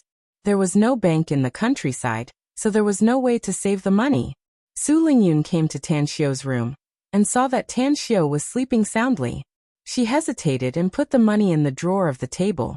At noon, Tan Xiu woke up from his sleep and learned that the Imperial Water Royal View City had sent people to compensate the injured villagers. He was quite satisfied. As for the 100,000 yuan, Tan Xiu also went to the county town and deposited it into his grandmother's passbook. Originally, he intended to leave some money for his grandmother, but now that there was this 100,000 yuan, he temporarily gave up the idea of giving money. Tan Xiu, Su Ben and Su Quan came to the courtyard and saw Tan Xiu chatting with Mrs. Zhang, so they immediately called out in a hurry. Su Ben was holding a bag in his hand. He usually didn't talk much, but now there was a bit of a smile on his face. Tan Xiao stepped forward and hugged Su Quan as he said with a smile, "Quan, I heard that you sent my grandmother to the county hospital. Thanks a lot." Su Quan said with a smile, "What are you thanking me for? We don't need to be so polite. I originally planned to send my grandmother to Star City, but she didn't agree. She said that she didn't want to give you trouble." Tan Xiao slightly nodded. He looked at the bag in Su Ben's hand and asked with a smile, "Brother Ben, is there a silver dragon grass inside?" Su Ben said, "Yeah. I went home and looked around. I found 16 silver dragon grasses. Also, Su Quan and I had nothing to do this morning, so we went to the mountain and found 12. There are a total of 28 in this bag." Chapter 243. Tan Xiao took the bag and took out all the silver dragon grasses inside. After observing them for a while, he nodded and said, 28 silver dragon grasses, for a total of 28,000 yuan. Brother Ben, give me your bank account. I'll transfer the money to you now. As for how you and Su Quan divide the money, that's your business." Su Ben and Su Quan looked a bit excited. A few minutes later, Su Ben received 28,000 yuan in his account. "Quan Zi, you found 7 silver dragon grasses on the mountain. I'll transfer 7,000 yuan to you." Su Ben was a practical person, and immediately transferred the money to Su Quan. Tan Xiao put the silver dragon grasses in the car. He looked at Su Quan and said, "Quan Zi, I've talked to Brother Ben. I'm going to Star City with him. What about you? Do you want to go with me to Star City?" Su Quan replied without hesitation, "Brother Ben has talked to me. I'm also willing to go." Tan Xiao said with a smile, "All right. I'll arrange the two of you to stay together when the time comes. Brother Ben's character is simple and honest, and he does things steadily.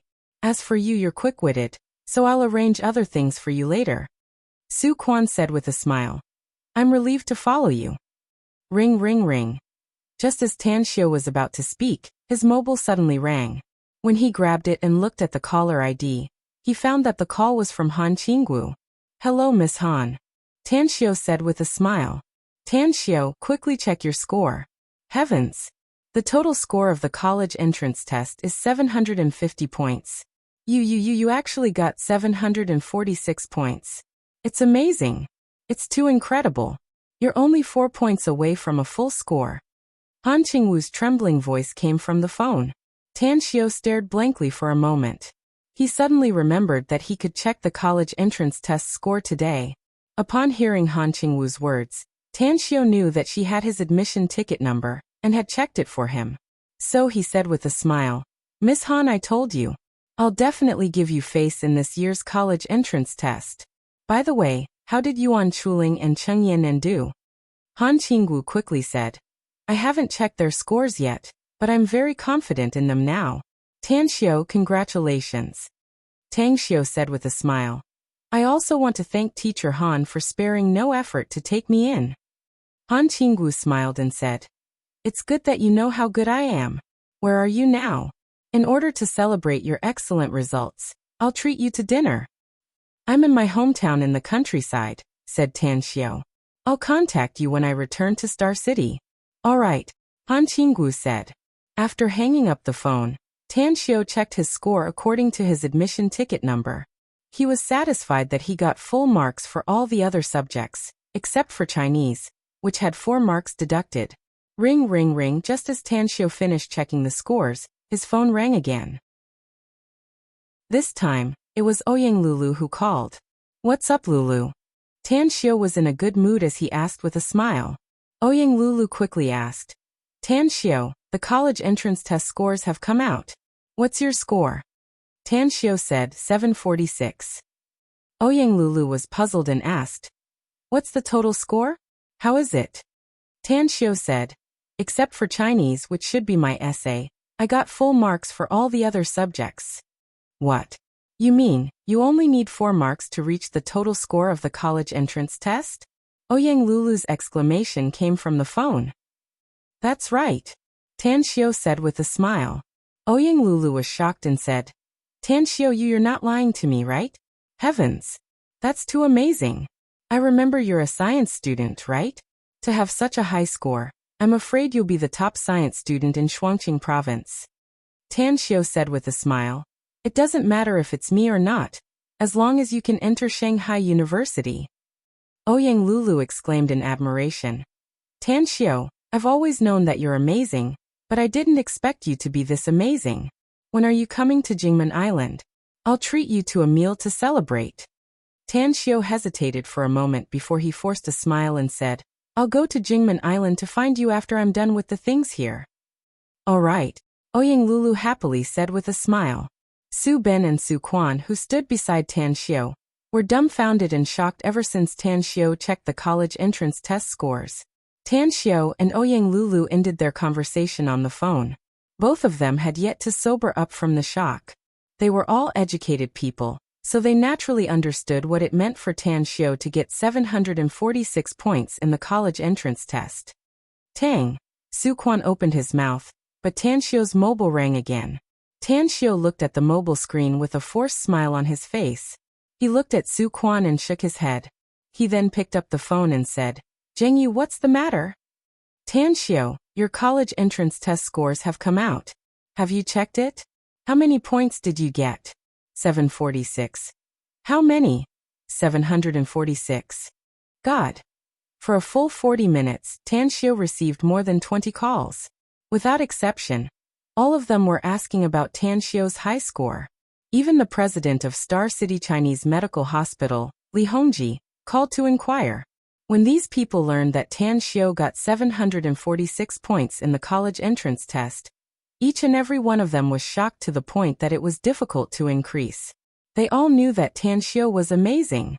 He was amazing in many aspects. But never in their dreams did they expect that Tan Xiu's academic performance was so good to such a terrifying degree.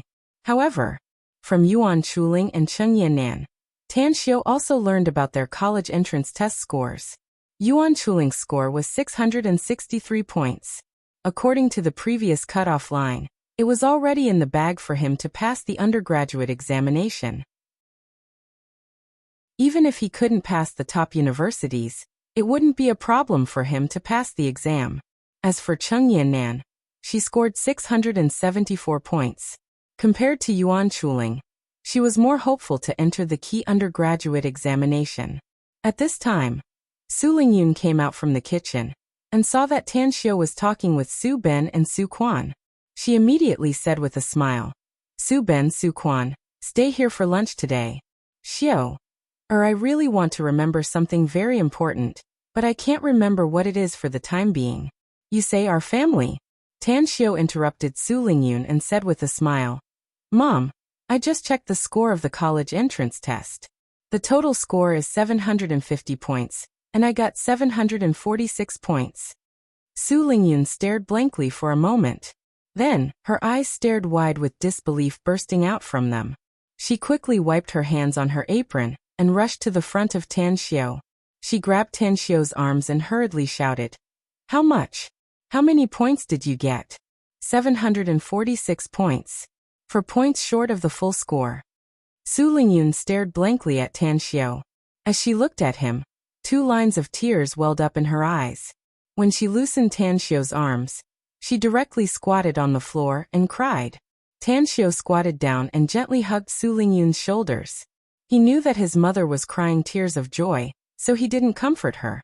He gently hugged Su Lingyun and let her vent. Su Ben and Su Quan looked at each other and quietly left. After a minute, Su Lingyun stopped crying. She raised her tearful face and excitedly said, Son, I know you're the best. Tan Xiu said with a smile, Mom, you're also the best in my heart. Star City's first public hospital. Sun Wenjing held the examination report in her hand and walked out of the hospital building in a daze. Standing outside the building, the Sun family's young and old were staring at her, staring at the report in her hand. Looking at her expression, the Sun family's young and old had a bad premonition in their hearts. Wenjing, what's the result? Sun Jianhai rushed to Sun Wenjing's front and hurriedly asked. Sun Wenjing handed the examination report to Sun Jianhai and said with a blank expression, Brother, take a look. Sun Jianhai quickly took out the examination report. When he finished reading it, an incredulous look was revealed on his face. It only lasted for a few seconds before a deep ecstasy climbed up his face. No cancer cells. The cancer has been cured. Sun Jianjun, Sun Wenmin, and the old lady all looked incredulous. They quickly snatched the inspection report, and when they finished reading it, they were immediately overjoyed. At this moment, Sun Wenjing also sobered up from the shock. Tan Xiu's handsome appearance appeared in her mind. She fiercely waved her fists and called out with a smile. Tan Xiu, our whole family must thank him. People used to say that he's a divine doctor. Although I know he's very powerful, I didn't fully believe it. But now I believe it. He's definitely a divine doctor. A divine doctor even more powerful than other divine doctors. Sun Jianhai heavily nodded and said, "Indeed. He's definitely the most powerful divine doctor in the world to be able to cure middle-stage liver cancer. However, he doesn't want us to publicize it, so we must keep it a secret for him. I'm in favor of his decision. Once the news of him being able to cure cancer is spread out, though it will bring him great benefits, I'm afraid that it will also bring great trouble. Although Tan Xiu doesn't want us to give him any benefits, we still have to repay him for saving our mother's life," said Sun Wenmin. "That's right. Didn't my sis say it? Although he's working in a Chinese medical hospital, he's still a student who just took the college entrance test. If he doesn't do well in the test, I'll ask my connections to let him read a book. I have an old classmate who teaches at a key university in the imperial capital. Her husband is the dean of that university and has a special enrollment quota." Sun Jianhai pondered for a moment before nodding and saying, "Let's do it. Wenjing, call Tan Xiu now and ask him about his score in the college entrance test. If it's not enough, then ask Wenmin to ask her connections." "Understood." Sun Wenjing nodded and dialed Tan Xiu's number. 2 minutes later, a shocked expression appeared on her face after she hung up the phone. Sun Jianhai frowned and asked in a deep voice, "What happened? Is his score too bad?" Sun Wenjing looked at her relatives in front of her. She shook her head and said with a forced smile, "It's not too bad, it's too good.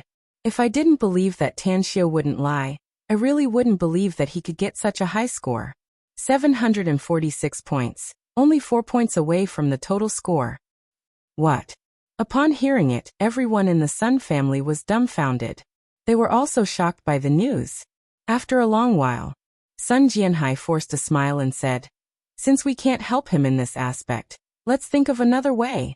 Tan Xiu's kindness to our Sun family will be engraved in our hearts for the time being." Quiet Night's heart has turned cold. It's the last day, and I'm begging my brothers and sisters for the monthly votes. It'll be a waste if I don't vote for them. _. Chapter 244. Late at night, stars twinkled in the night sky. Bursts of breeze blew, bringing a bit of coolness to this scorching summer day. The countryside of Qinghe County was surrounded by mountains and rivers, so the air was fresh. Even the spiritual energy between heaven and earth was much richer than in the city.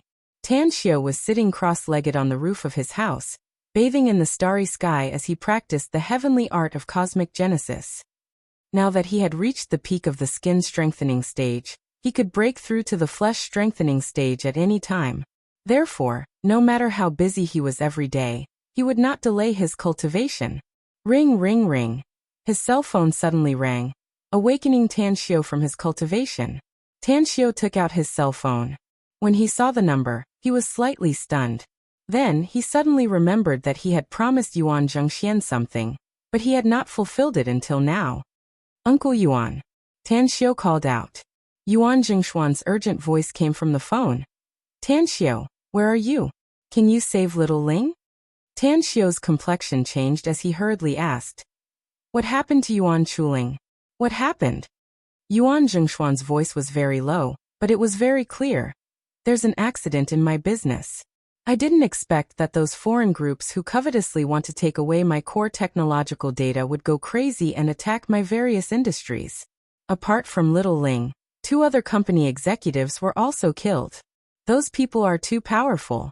My hand can't hold it anymore." Tan Xiu asked in a deep voice, "Uncle Yuan, where are you now? I'll go find you immediately. Tan Xiao, don't come over now. They have too many people. You'll die if you come over. Yuan Zhengxian said urgently. Tan Xiao jumped down from the roof and rushed toward the door. Then he asked in a deep voice, tell me the address quickly. Gold Peak District, an abandoned second-hand car trading market. Yuan Zhengxian hesitated for a few minutes before replying in a deep voice. Tan Xiao hung up the phone and immediately called Zhong Tiekue, ordering him to immediately rush to the second-hand car trading market in Gold Peak District to save people. Then he started the Land Rover and quickly rushed to Star City. Saving people is like fighting a fire. Even though he knew that he couldn't drive on the highway with his driving experience, he couldn't care less now. With his skillful driving skills, his speed had already exceeded the illegal speed limit. Star City, Gold Peak District, used car market. Yuan Zhengxian held the pistol and wiped the blood from the corner of his mouth. His left shoulder was pierced by a bullet, and blood kept flowing out. The left side of his face was also cut by a knife, making him look particularly hideous. Around him, there were more than a dozen strong men riddled with scars. Some of them were holding guns, while others were holding knives. They were hiding in dark corners and observing their surroundings. Boss, we will cover you as you rush out. A stocky middle-aged man who had been shot at least twice said with a murderous look on his face. Yuan Zhengxian bitterly shook his head. He lowered his voice and said, we have too few people. More than half of us will die if we rush out rashly. Those bastards want to capture me, but I won't let them have their way. As long as we can drag it out a little longer, they'll know to retreat. Another big man frowned and said, Boss, why can't we inform the police? If the police arrive, we... Shut up. Yuan Zhengxian shouted in a low voice. Don't tell me you forgot what we are researching and developing? In case this matter alarms the police, the military will definitely know about it. When that happens, do you think we can keep our experimental results? Even if we will eventually sell the experimental results to the military, it's not the right time. Yes. The big man gritted his teeth and nodded. Puff. At this moment, a bullet pierced the glass and hit the big man's head, instantly killing him. Yuan Zhengshuan's complexion changed as he shouted in a deep voice. Be careful. The sniper's marksmanship is very accurate. Whoever sticks their head out will definitely be killed. Remember, choose the shooting angle according to your position. Don't move your body randomly and don't relax your vigilance. In the periphery of the Gold Peak District used car market, 40 to 50 big men in black suits were cooperating with each other as they rushed inside. Each of them was holding a gun, and under the cover of the night, they were looking for targets to shoot. Behind them, in the back of a Volkswagen pickup truck, two foreign big men were watching the scene inside the used car market through binoculars.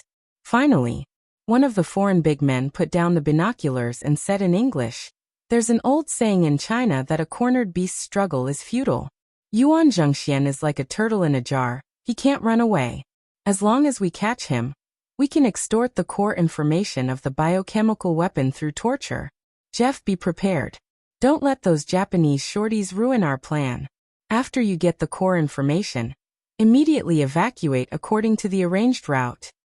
Our plan is to act together with those Japanese shorties, but they didn't show up tonight, said Jeff. I suspect that they want our people and Yuan Zhengxian to kill each other, so that they can take advantage of the situation. There's also a saying in China. The mantis stalks the cicada, unaware of the oriole behind. Boss said that the most cunning and untrustworthy people in the world are the Japanese shorties. I'm afraid it won't be safe if we evacuate according to the previously planned route. Tagore, I've redrawn the evacuation route. It's absolutely safe. Tagore frowned and indifferently said, My duty is to grab the core information of the biochemical weapon. As for how to transport it back, that's your responsibility. After I give you the information, this matter will have nothing to do with me anymore. Jeff shrugged his shoulders and picked up the binoculars again to look inside the second-hand car market. Puff, puff. Faint gunshots were heard coming from the second-hand car market. In this fierce gunfight, the guns of both sides were equipped with silencers. Therefore, even though the gunfight was fierce, it still didn't attract the attention of outsiders. Furthermore, this second-hand car market had been relocated half a year ago. Usually it was filled with scrapped cars. In the pickup truck, Tagore sneered and said, "The experts I brought are from the Grim Reaper Scythe Mercenary Corps. They are all seasoned veterans and have experienced countless battles. Just relying on Yuan Jingshuan's men is like a mantis trying to stop a chariot and overestimating their own capabilities. I remember someone once said that this country is like a sleeping lion in peacetime. And the people of this country are also like obedient babies in swaddling clothes. You know, Jeff, we've killed at least a dozen of Yuan Jingshuan's men so far, but only 2 of my men died. We can kill all of Yuan Jingshuan's men and capture him in 10 minutes at most." Jeff shrugged his shoulders and lightly said, "I've heard of the Grim Reaper Scythe Mercenary Corps. They may not be ranked in the top 10 in the mercenary world, but their combat power is extremely amazing. I'm looking forward to seeing your men deal with them in 10 minutes. Tagore showed his white teeth and grinned. "Do you want to take a gamble? If my men can't deal with them in 10 minutes, I'll give you $100,000. If they can, give me that gentle and lovely Japanese chick you just got." Jeff rolled his eyes and indifferently said, "Tagore, arrogant people often die quickly. I advise you to be cautious. If you don't regret it, I'll take the $100,000. Tagore confidently said, "I bloodlion Tagore, will never go back on my words. I'll take that Japanese chick of yours." The 2 of them did not realize that 100 meters away from them, a ghostly figure was silently approaching them. In the night, those figures were faintly discernible. If one didn't look carefully, they wouldn't be able to find them. Half a minute later, a throwing knife pierced the back of Jeff's neck, while a golden silk rope strangled Tagore's throat. A strong and fierce punch hit Jeff's temple. The man who was full of confidence just now directly fainted. 2 people in a group. Cooperate with each other and clean up those ants. Zhong Tiekue quickly issued an order through the wireless earpiece. Following his gesture, 18 of them quickly divided into 9 groups and quietly besieged the Grim Reaper Scythe Mercenary Corps members in a fan-shaped rout.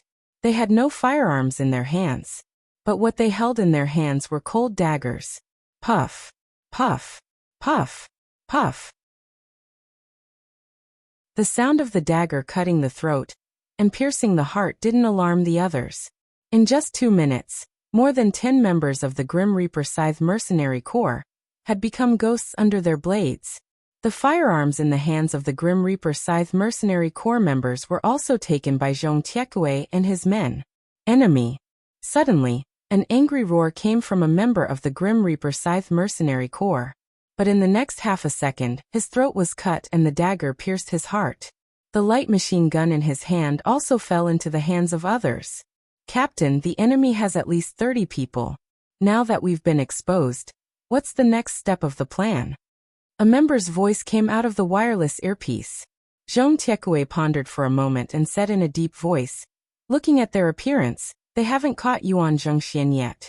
All teams gather in the 11 o'clock direction. We'll kill our way out and meet up with Yuan Zhengxian inside. Boss has ordered us to ensure Yuan Jingshuan's safety no matter what the cost is." "Yes."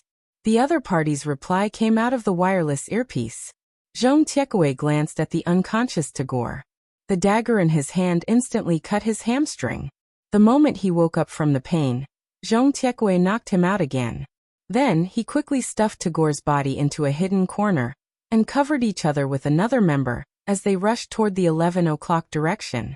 Tagore was well aware of the strength of the Grim Reaper Scythe Mercenary Corps members, but he didn't expect that the 20 people who suddenly killed their way would be even more terrifying.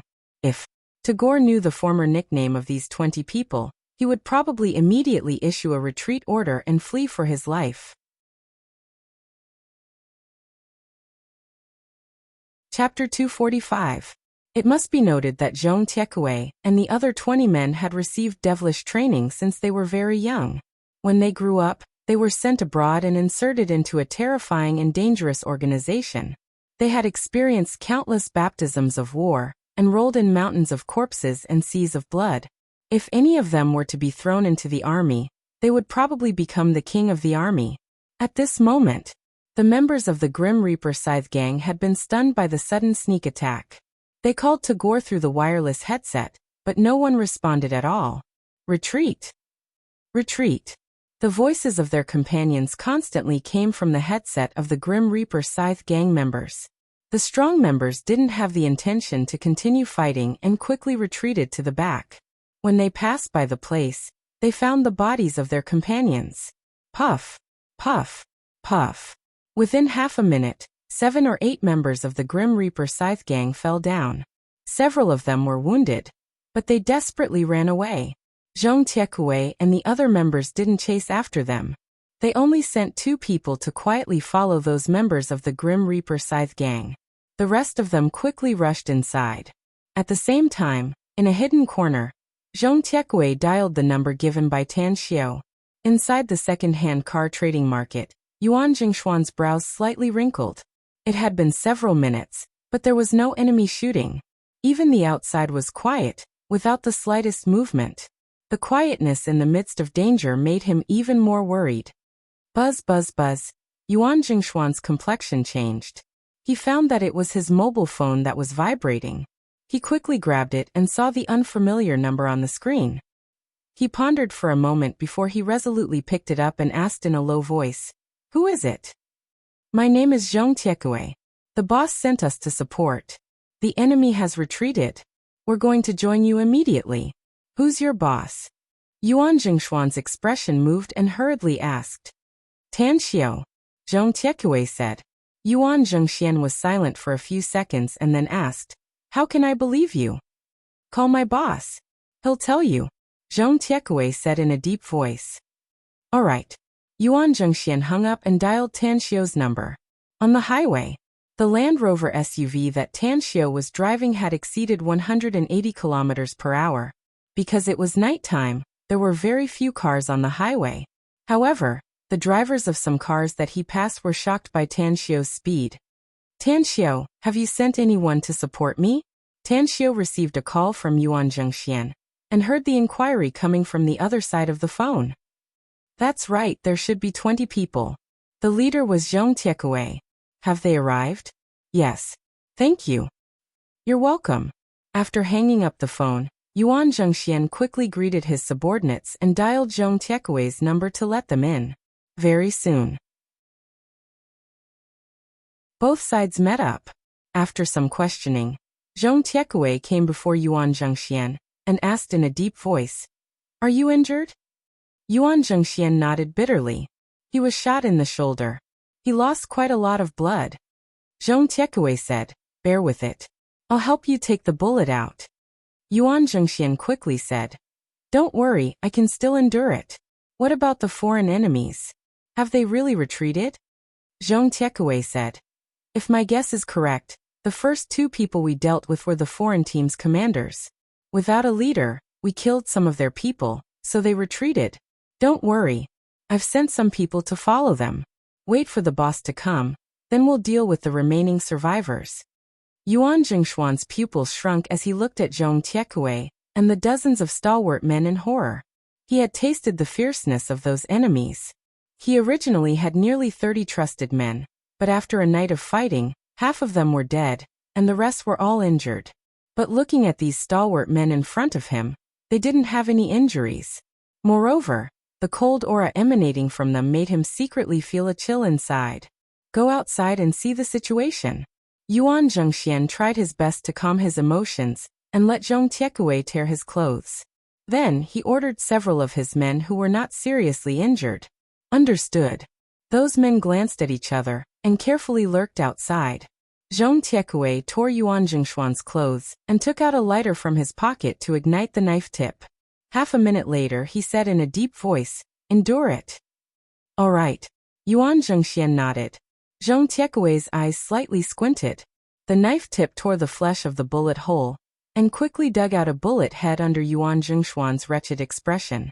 Then Zhong Tiekue quickly took out a needle and thread from his pocket to suture Yuan Jingshuan's wound. He also took out a roll of gauze from his pocket and bandaged it for him. Huff! Yuan Zhengxian felt a burning pain in his wound, but he was greatly relieved inwardly. He exclaimed, "I didn't expect you to carry a needle and thread and gauze with you. You should have learned professional medical skills, right?" We were injured every 2 or 3 days in the past. If we didn't carry these life-saving things, I'm afraid we would have died countless times already, said Zhong Tiekue coldly. Injured every 2 or 3 days. Life-saving things?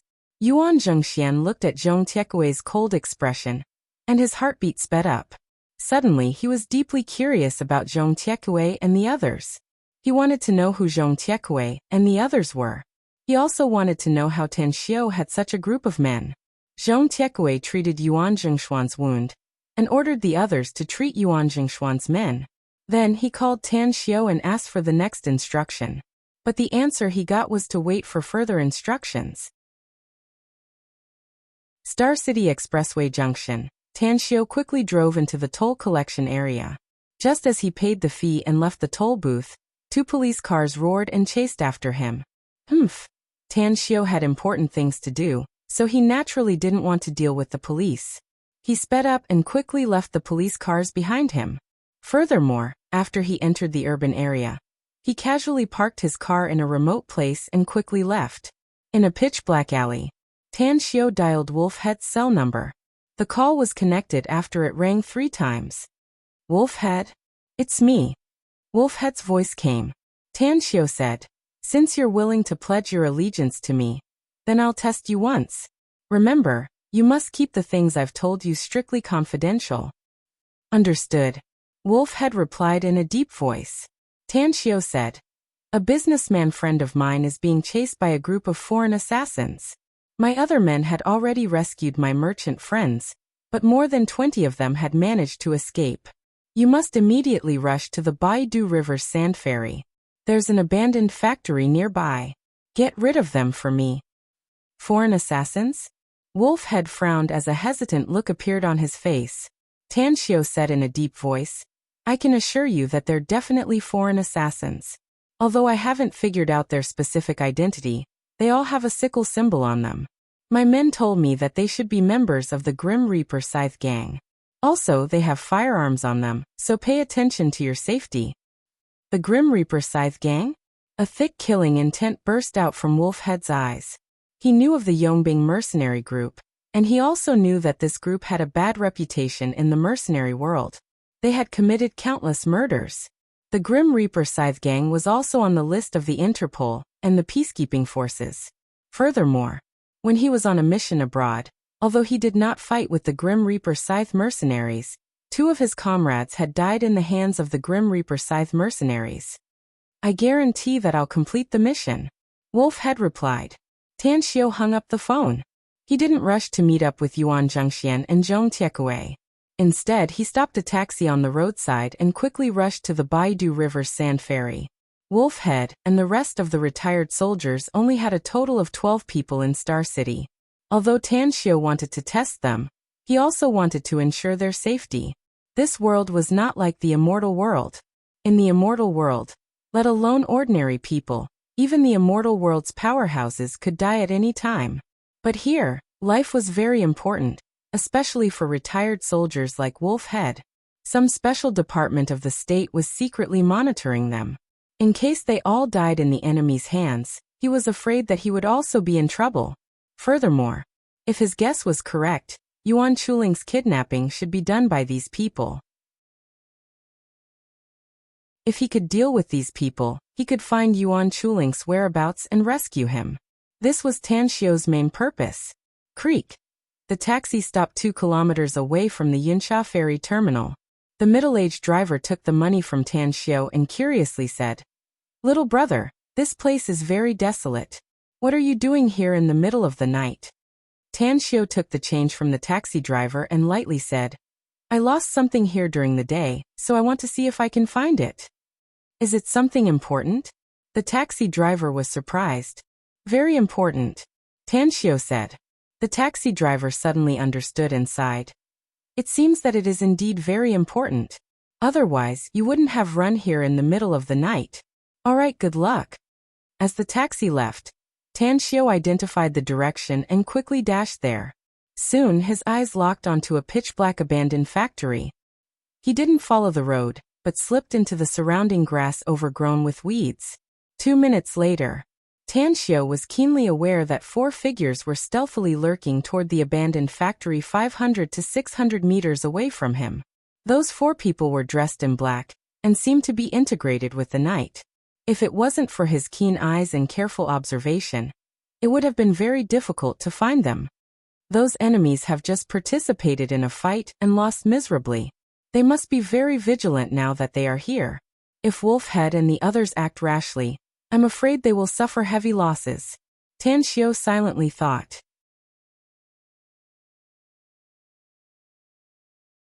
Chapter 246. The night was quiet under the stars, but there was a hidden danger. There seemed to be a faint smell of blood in the gentle wind. Wolfhead and 11 retired soldiers were divided into 3 groups and moved toward the abandoned factory. With Mitsubishi Army knives in their mouths, they were like wolves in the grass, crawling forward. They didn't find Tan Xiao behind them, nor did they find 2 strong men lying in the grass near them, but they had already found them. 8 o'clock, 2 sentries in the open, and a hidden sentry is hiding behind a hole in the wall 12 meters to the left. Group 2, get close to them and kill them. Wolfhead, lying in the grass, observed for a long time through the telescope, and then gave the order. Roger. The voice of Group 2 came from the wireless headset. Soon. 4 retired soldiers quietly lurked, like raccoons in the night. They used half a minute to appear near the 2 sentries. One of them, with a Mitsubishi Army knife in his mouth, moved along the wall, flipped over from the other side, and quietly appeared behind the hidden sentry. Puff.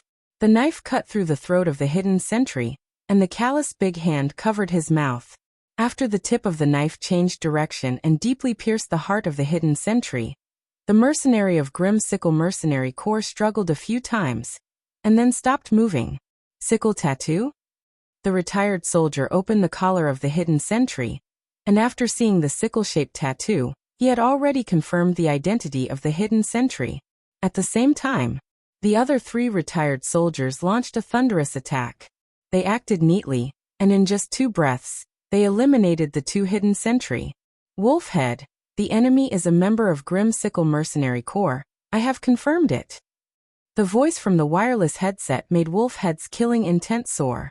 Wolfhead, hiding in the dark corner with the telescope in his hand, ordered, observe whether there are still sentries, and eliminate all the enemies in the periphery.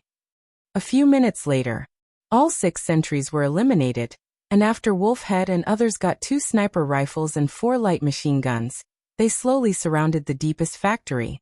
At this moment, the phone in his pocket suddenly vibrated. When he hid, he grabbed the phone and looked at it, and then he frowned deeply.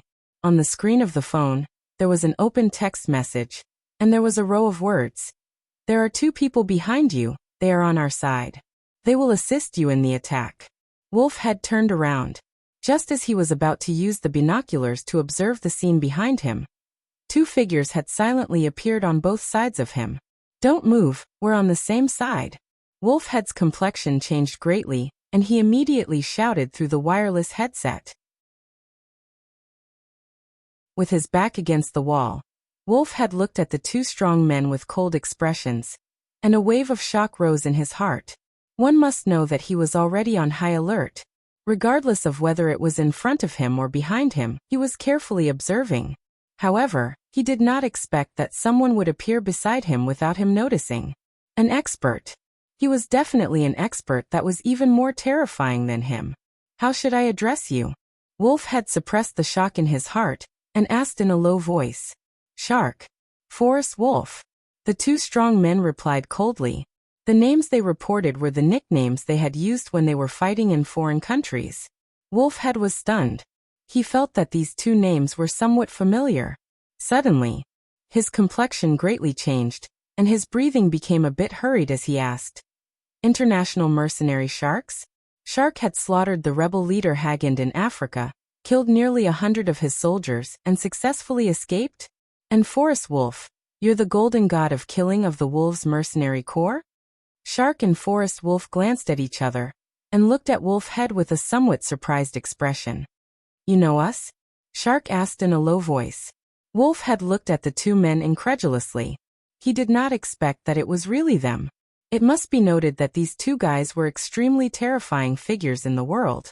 Any one of them could cause great turmoil. How could they be in the country? How did they become Tan Xiu's men? Could it be? They used to be Tan Xiu's men, and everything they did abroad was all instructed by Tan Xiu? In an instant, Wolfhead was even more curious about Tan Xiu's identity. Whoosh! A black shadow quietly appeared beside them. At the moment when they tensed up, Tan Xiu's voice came into their ears. "It's me, boss."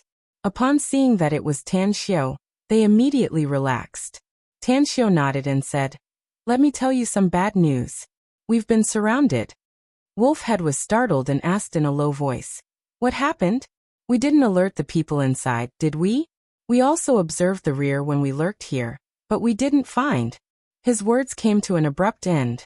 Although they had observed the rear, they didn't even find Tan Xiu, Shark, and Forest Wolf. Those people came later. Tan Xiu said, "There are more than 40 of them, all wearing black knight suits and fully armed. Right now we have two choices. First, we kill our way in and kill the people inside before launching a counterattack. Second, deal with the people outside first, and then clean up the people inside. What do you think we should choose?"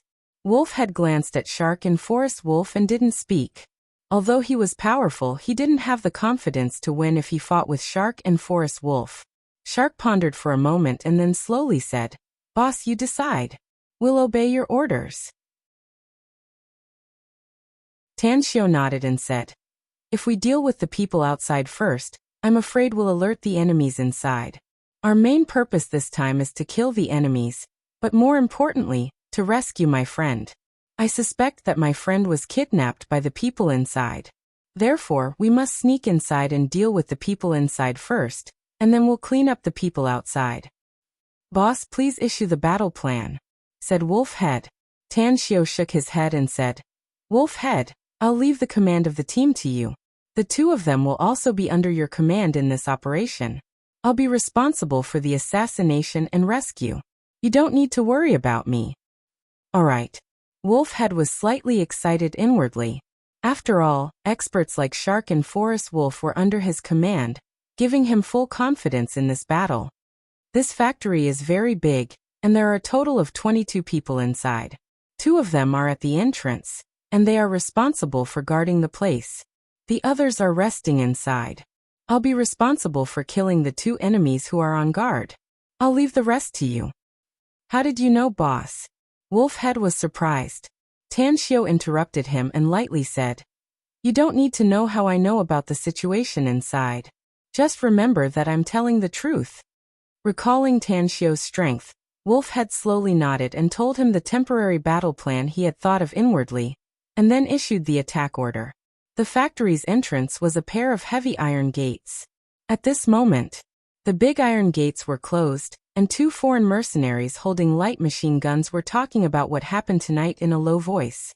Their commander was missing and their superior was killed, leaving them at a loss. Bam! Tan Xiu flew up and heavily kicked the 2 big iron gates. This time, he exerted all his strength. Hence, the 2 big iron gates crashed down and the 2 foreign mercenaries were caught off guard. Even if they didn't die, the 2 foreign mercenaries would be crippled.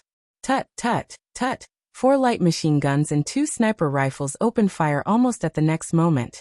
More than a dozen mercenaries of the Grim Reaper Scythe Mercenary Corps gathered together in the factory were shot dead before they could react. On the other side, Tan Xiu had quietly hidden at the factory's window. Because there was an office in the factory, he had already used his spiritual sense to observe that Yuan Chuling was tied inside. And on the sofa in the office, a big black man was wiping a dagger in his hand at the moment. In addition, there was also a foreign mercenary in the toilet. There were 4 other mercenaries who were not killed by the gun. At this time, the 4 mercenaries had already reacted and held their guns to fight back. Swish! The glass of the factory's window was smashed. Tan Xiu instantly passed through and sprinted in the direction of the toilet at an extremely fast speed. The moment the big foreign man in the toilet stepped out of the toilet with a gun, a sharp Mitsubishi Army knife pierced his heart. Immediately, Tan Xiu appeared outside the door of the office. Through his spiritual sense, he observed that the foreign mercenary with a dagger had already grabbed a pistol and stood up, and quickly approached the inner side door. Bang! After the other party's body was stuck to the door, Tanxiu punched through the door and hit the foreign mercenary's body. At the moment when the other party flew backward, Tanxiu had already blasted the door open and sprinted to the other party's body. The knife rose and fell. The other party was killed by Tanxiu. After Yuan Chuling, who was tied to the chair, saw the scene in front of him, he was so surprised that his eyes almost popped out. Tanxiu's violent strength and ruthless attack made Yuan Chuling look at Tanxiu as if he was looking at a strange monster.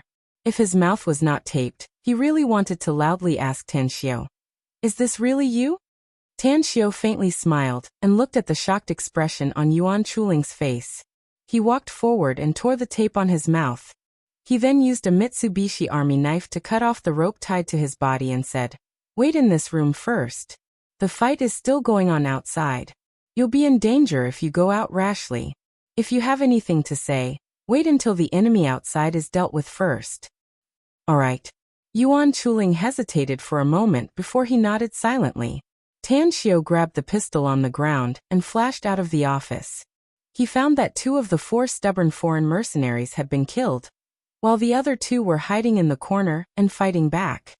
The positions of those 2 people were completely exposed in front of Tanxiu. Almost without hesitation, Tanxiu fired 4 shots at the 2 people. Each shot was a headshot. Whoosh, whoosh, whoosh, whoosh. One figure after another quickly gathered toward Tanxiu. Wolf had looked at the foreign man who was shot dead and praised, "If boss joins the army, he'll definitely be the best sharpshooter in the army."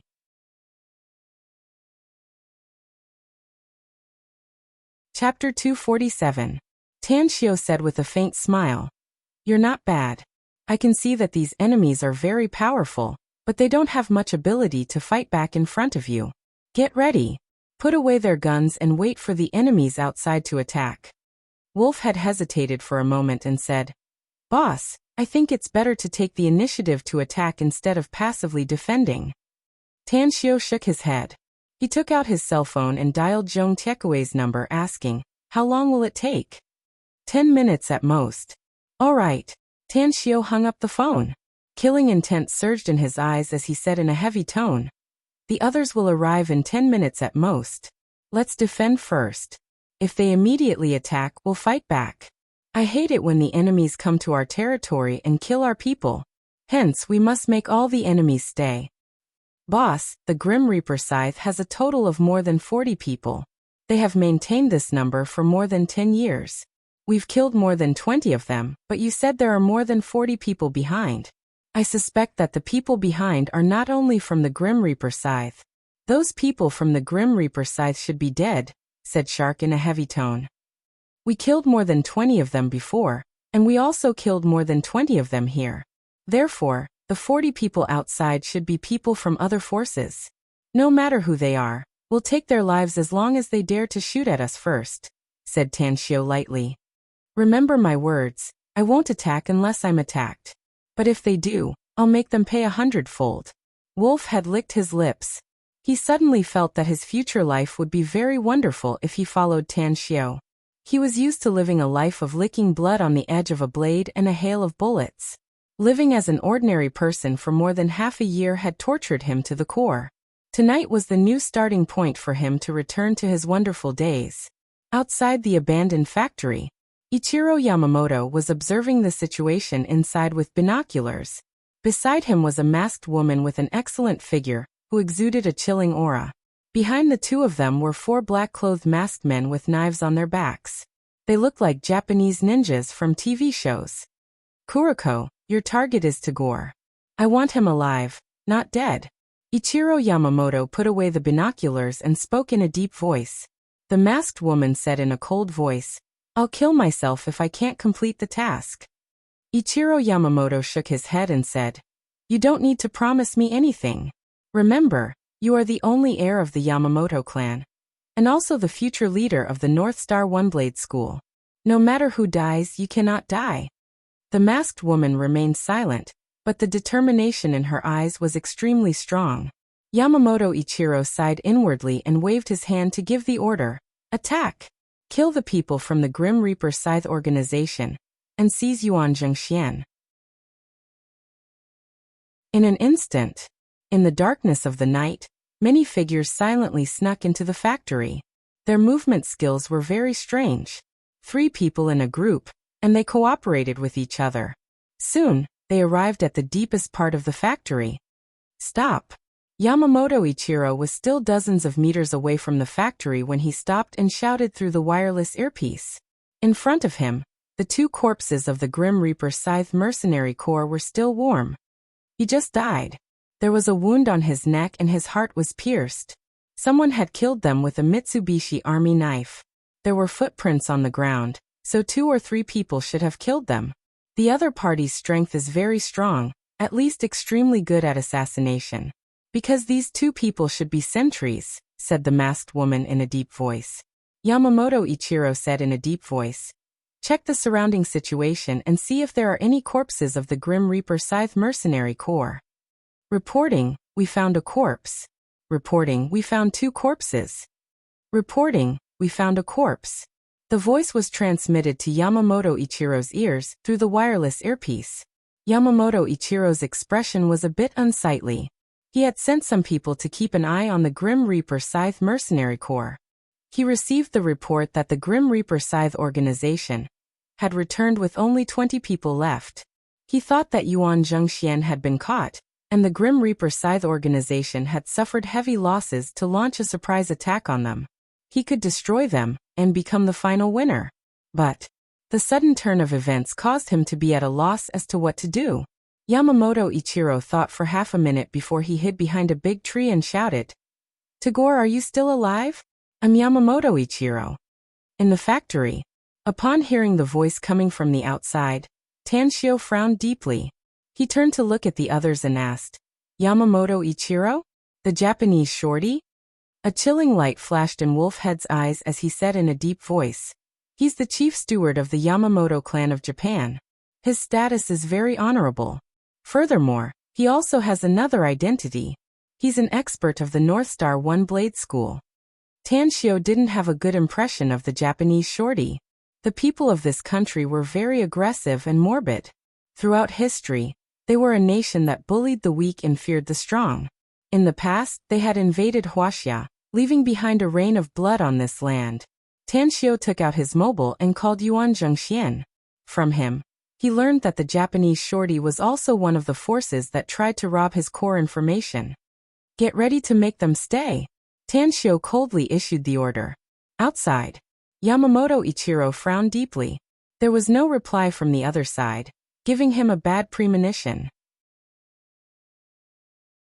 However, he was arrogant by nature, and the people he brought this time were all experts of the North Star One Blade School. Therefore, after waiting for 2 minutes, he immediately issued the order to advance. Puff, puff, puff, puff. Flames swallowed and spat out. 4 ninjas of the North Star One Blade School were directly shot and killed by the sniper rifle. Baka, be careful. Yamamoto Ichiro cursed. He took out a pistol from his waist and then approached the factory. The gunfight began. Both sides were firing, but the situation remained in a deadlock. The people in the warehouse did not come out, and the experts brought by Yamamoto Ichiro were unable to break through the net of firepower and enter the factory. At the moment when Yamamoto Ichiro was furious, the 2 ninjas beside him suddenly fell to the ground. The back of their heads were pierced by bullets and died directly. What? Yamamoto Ichiro never dreamed that there would be enemies behind them. Fear rose in his heart. Before he could issue the order to retreat, ghostly figures rushed out from the factory.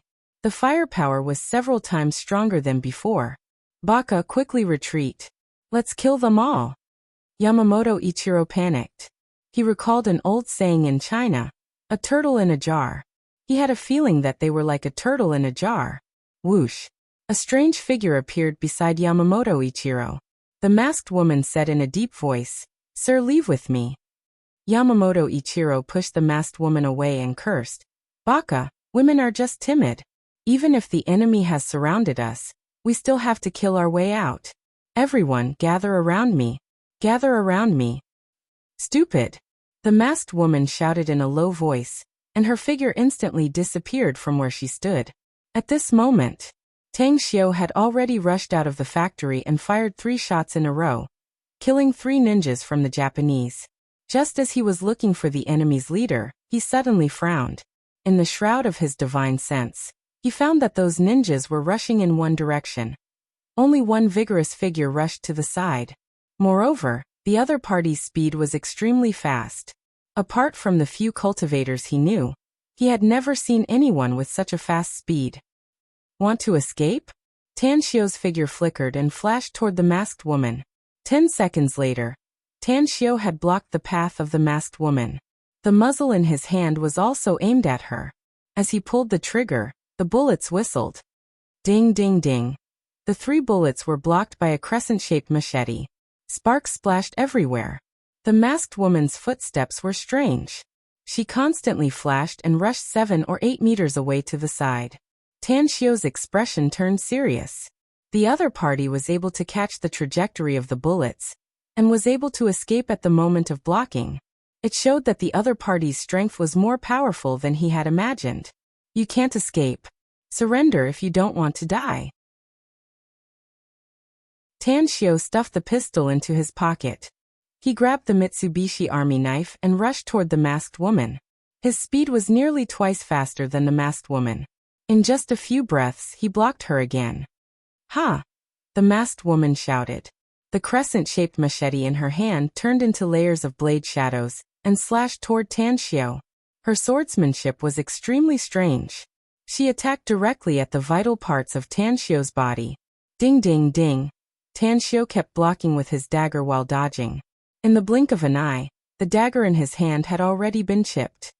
Humph! Tang Xiu's entire body was filled with star force. The moment the other party stopped brandishing the saber, his figure had already dashed to the front of the masked woman like a shadow. The Mitsubishi Army knife stabbed her left shoulder when the other party dodged his attack. Tan Xiu's other fist also hit the masked woman's abdomen. Bang! The masked woman's body was thrown backward. She spat out a mouthful of blood and fell to the ground. Tan Xiu flashed and appeared in front of the masked woman. He quickly sealed several of her vital acupoints and picked her up. I told you can't escape. Tang Xiu reached out and tore off the veil of the masked woman. What made him stunned was that this masked woman was very beautiful, and there was a fingernail-sized butterfly pattern tattooed on her glabella. The tattoo, coupled with her beauty, made her look particularly enchanting. Kill me, the masked woman said in a cold voice. Although she was shocked that she couldn't move, she was already prepared to die since she was in the enemy's hands. At this moment, what she regretted most was that her father had forced her to take out the poison sac in her teeth a year ago. Tan Xiu sneered and said, "Do you want to die? It'll be very difficult for you to die in my hands. I forgot to tell you that I have an identity as a doctor. Even if someone bites their tongue to commit suicide in front of me, or cuts their throat with a knife, or pierces their heart, I can still let them live for a few more hours. So give up the idea of suicide, or I'll let you taste the most vicious and painful taste in the world in the last few hours of your life."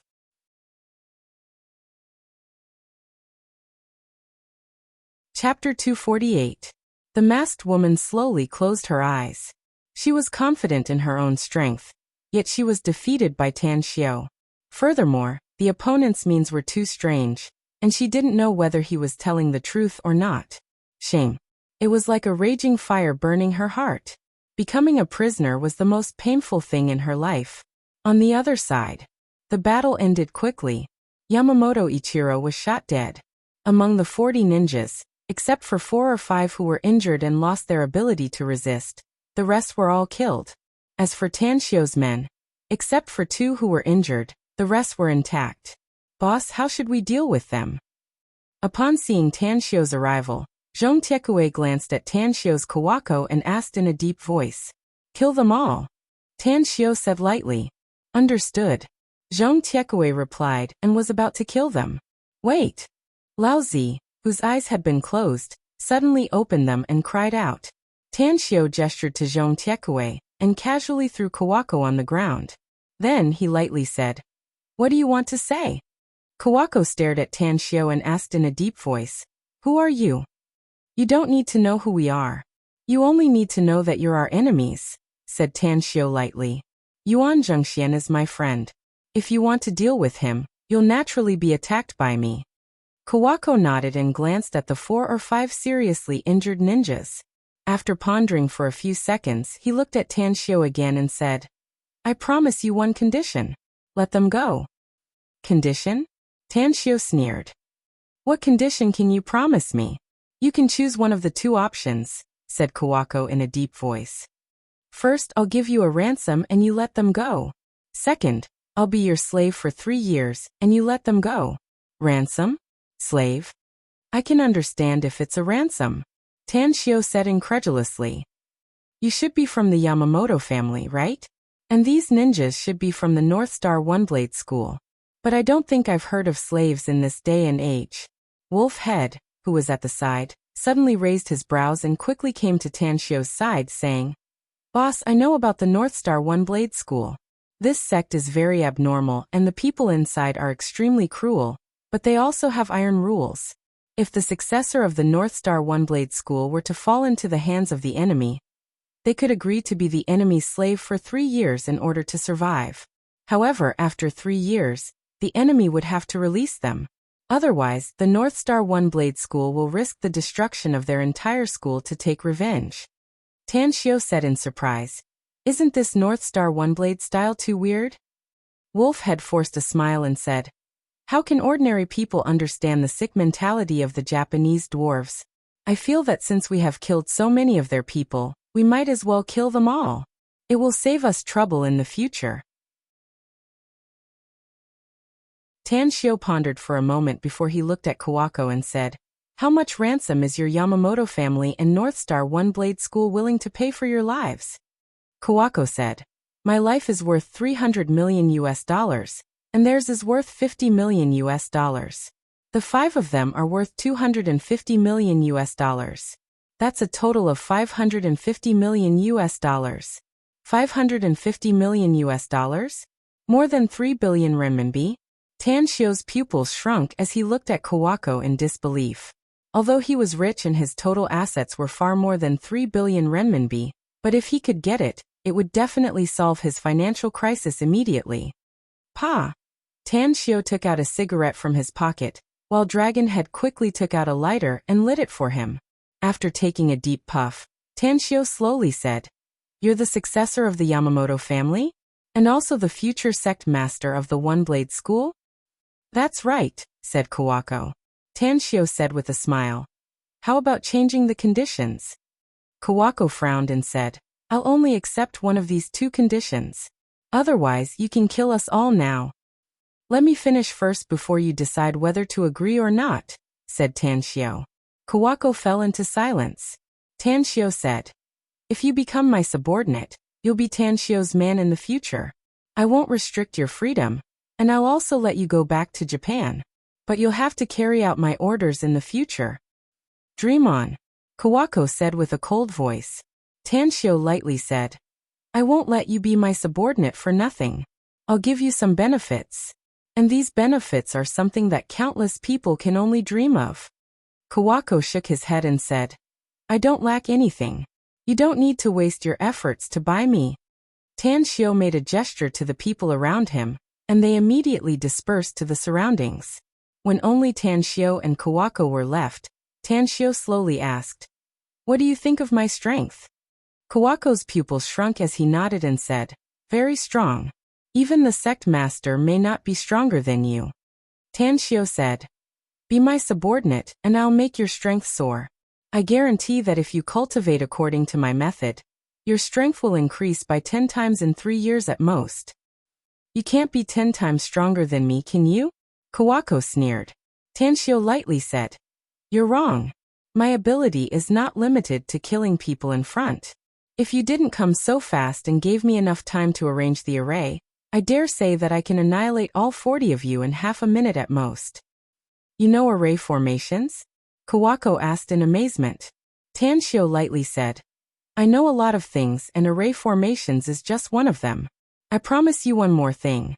If you can completely submit to me, I can secretly help you to become the Yamamoto clan's patriarch and the North Star One-Blade School's sect master.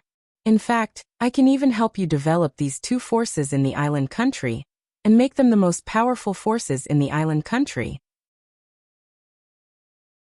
Kawako stared at Tan Xiao and asked in a deep voice, "Who the hell are you?"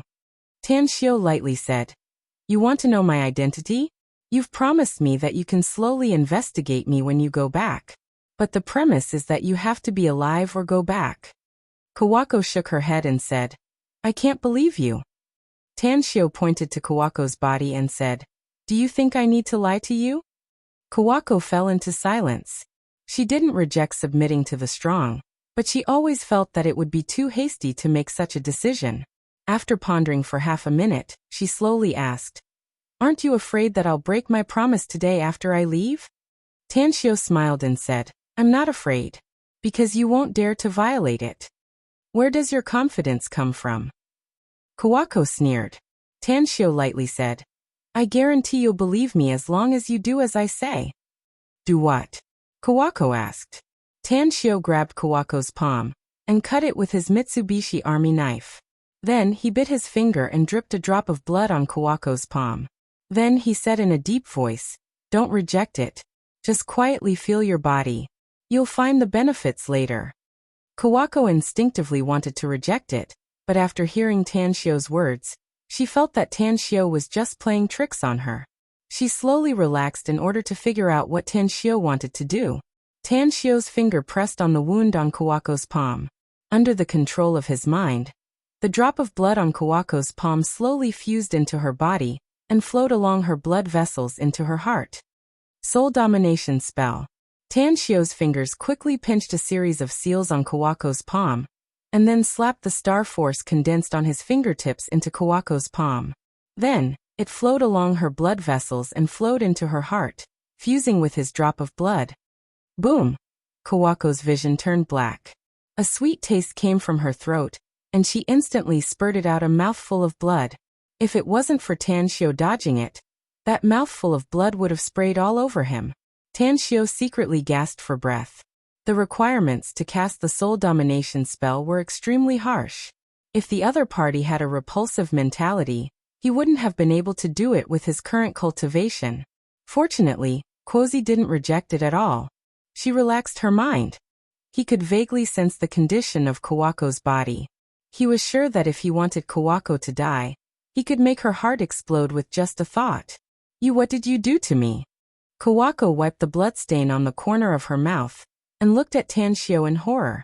Tan Xiao lightly said, "The soul domination spell is to control your life. But if you dare to disobey me in the future, your heart will explode with just a thought of mine, and you'll die a tragic death." What? Kawako also felt that her life was under someone else's control. She found that she could actually see the condition of her body.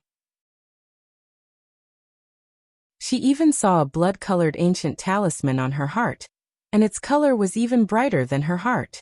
My body. Kawako slowly sensed the abnormality in her body. Although she couldn't move, she could clearly feel a magical power erupting in her blood. A layer of lustrous luster slowly gushed out from her blood vessels and fused into her internal organs, muscles, tendons, and bones. Her physique was becoming stronger. Tan Xiao lightly said, "You can feel it now, right? I told you that I'll give you benefits if you become my person. And the benefits are far more than that. Swear your allegiance to me and I'll teach you a cultivation technique. If you cultivate diligently, your strength will definitely increase by more than 10 times in 3 years." Kawako desperately swallowed her saliva and looked at Tan Xiao, asking, "You're a taming head master? You cast a taming head master on me?" Tan Xiao disdainfully said, "Taming head master? I told you that this kind of person only knows a little bit of tricks. If I'm given a few more years and my cultivation has a great breakthrough, even the most powerful taming head master on earth can't compare to my finger." Kawako's heartbeat sped up a lot. She gritted her teeth. "Restore my mobility," she said in a deep voice. Tan Xiao reached out to unseal Kawako's acupoints and didn't even put up any guard against her. It was because he didn't believe that Kawako's movements were as fast as his thoughts. Kawako got up and stretched her body before kneeling in front of Tan Xiao. She placed her right fist on the left side of her heart and pinched her left hand into a special seal. Then she swore, I, Kawako Yamamoto, swear that this man before me is my master from today onward. I'll carry out all his orders and will never betray him. If I disobey, I'm willing to be imprisoned in the 1,000-cold pond forever. I'm very sorry. Chapters 250 and 252 have been blocked many times due to the sensitive words and plots involved. Quiet Night doesn't know what the problem is, so I'm on the verge of collapsing. I'll update this chapter for the time being and wait for the problem to be completely solved before I update the next chapter. Please forgive me, brothers and sisters.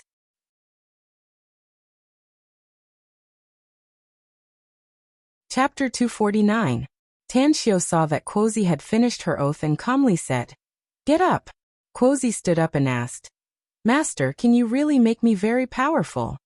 Tanshio said, If you work for me in the future and I'm satisfied, I'll make you powerful beyond your wildest dreams. Don't doubt my ability and don't question my words. Whether I can do it or not, you'll know in the future. Quozi nodded and suddenly said, Master, you. Tanshio interrupted her and said with a deep voice, Don't call me master, call me boss. Yes. Quozi immediately answered. Tanshio said, All right, you can say it now. Quozi asked, Boss, can you use the same method you used to control me to control the 5 of them? I believe they've heard what we've talked about before. I'm afraid. Tanshio said, Just kill them. Quozi shook her head and said, They're experts cultivated by the sect at great cost. It'll be a pity if you kill them. If you can control them and make them follow my orders, I'll have a few more trusted subordinates. Tanshio shook his head and said, They may be experts in your eyes, but they're trash in my eyes. It's not worth my effort to control them. I'll teach you the soul-controlling incantation. Just cast it for them. Quozi hurriedly asked, Can I learn it?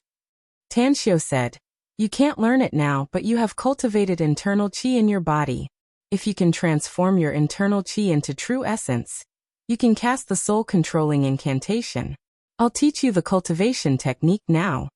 After that, Tanshio casually taught Quozi a set of cultivation technique that was very common in the immortal world. 2 hours later, Quozi had completely mastered it. Even though she only transformed less than 1% of her internal chi into true essence for the first time, she clearly felt that she had become stronger.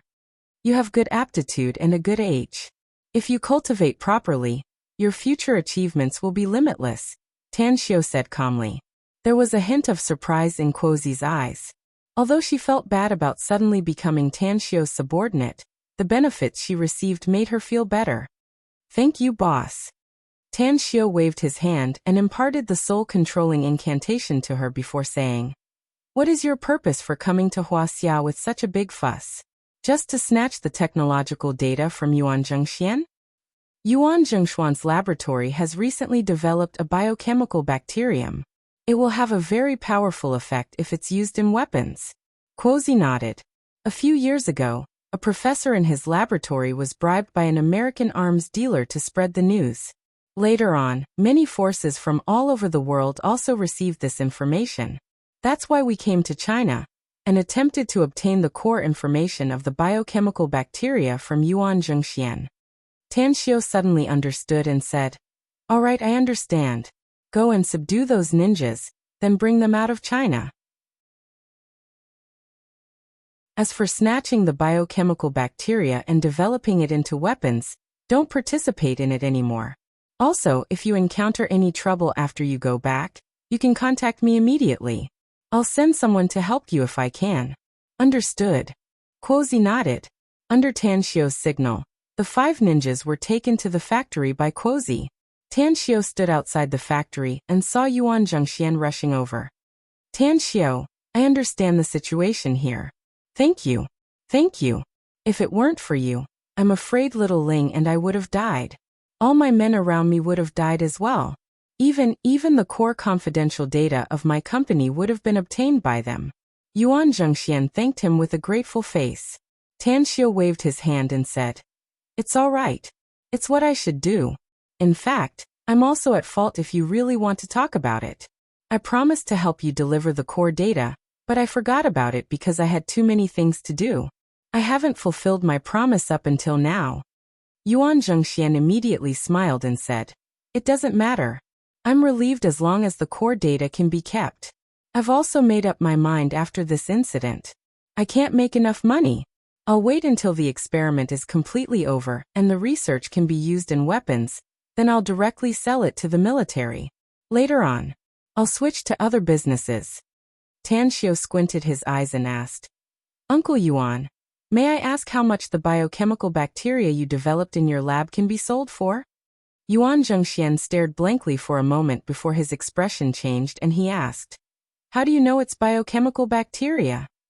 Tan Xiao pointed to the factory and said, "That woman is now my subordinate." Yuan Zhengxian suddenly understood. A forced smile hung on his face as he said, "It can't be sold for much money actually. It should be $1 billion US. Tan Xiao was a bit moved as he nodded and said, "It's indeed worth a lot. All right, I've done what I should do. I'll leave the aftermath to you." Yuan Zhengxian nodded and said, "My men have secretly sent their bodies to the crematorium. I have some connections there. I'll also send someone to clean this place. In short, I'll keep this huge favor in mind. If you need anything in the future, don't hesitate to ask me." Tan Xiao slowly nodded. Suddenly, his expression slightly changed as he recalled something. He immediately forced a smile and said, "Uncle Yuan, there's something I need your help with." Yuan Zhengxian was confused and asked, "What is it? Do you know anyone in the traffic bureau, Uncle Yuan?" asked Tan Xiao. Yuan Zhengxian said, "Yes. The head of the traffic bureau is my buddy, and there's also someone in the traffic police brigade." "I was in my hometown in Qinghe County when I received your call," said Tan Xiao helplessly. "I just got my driver's license and went on the highway since I wanted to get there earlier. The most important thing is that I'm driving very fast. Even if it's not 200 kilometers per hour, it's not that far off. To avoid trouble, I left my Land Rover in a remote place in the city." Yuan Zhengxian felt warm inside after hearing it. He laughed loudly and said, "It's just a trivial matter, Tan Xiao. Leave it to me. I promise it won't affect your driving later. Also, where did you park your car? Tell me the address. I'll send someone to get the car and send it to you tomorrow." After thanking him, Tan Xiao then looked at the dazed Yuan Chuling next to Yuan Zhengxian. He gently punched his chest and said with a smile, "What's wrong? Are you scared by today's scene? You didn't expect that I would kill the enemy with my own hands, did you?" Yuan Chuling came back to his senses. The complicated expression in his eyes slowly disappeared and was replaced with deep worship. He looked at Tan Xiao and shouted, "Big bro, teach me martial arts. I want to be as powerful as you." Tan Xiao couldn't help laughing and said, "If you can bear the hardships, I can let others teach you. But you're going to study at the university, so you should enjoy your college life." Yuan Chuling shook his head and said, "Even if I go to the university, I can still practice martial arts. Let's happily decide that I'll practice martial arts with you from now on." Tan Xiao faintly smiled and said, "No problem. Before you practice martial arts with me, you'll get up at 5:30 a.m. every day. Do horse stance for an hour and run 10 kilometers. Then run 10 kilometers every night. If you can persist until September 1st, I'll teach you martial arts." "Really?" Yuan Chuling's fighting spirit was high. Tan Xiao looked at his plump belly and couldn't help laughing. "Really?"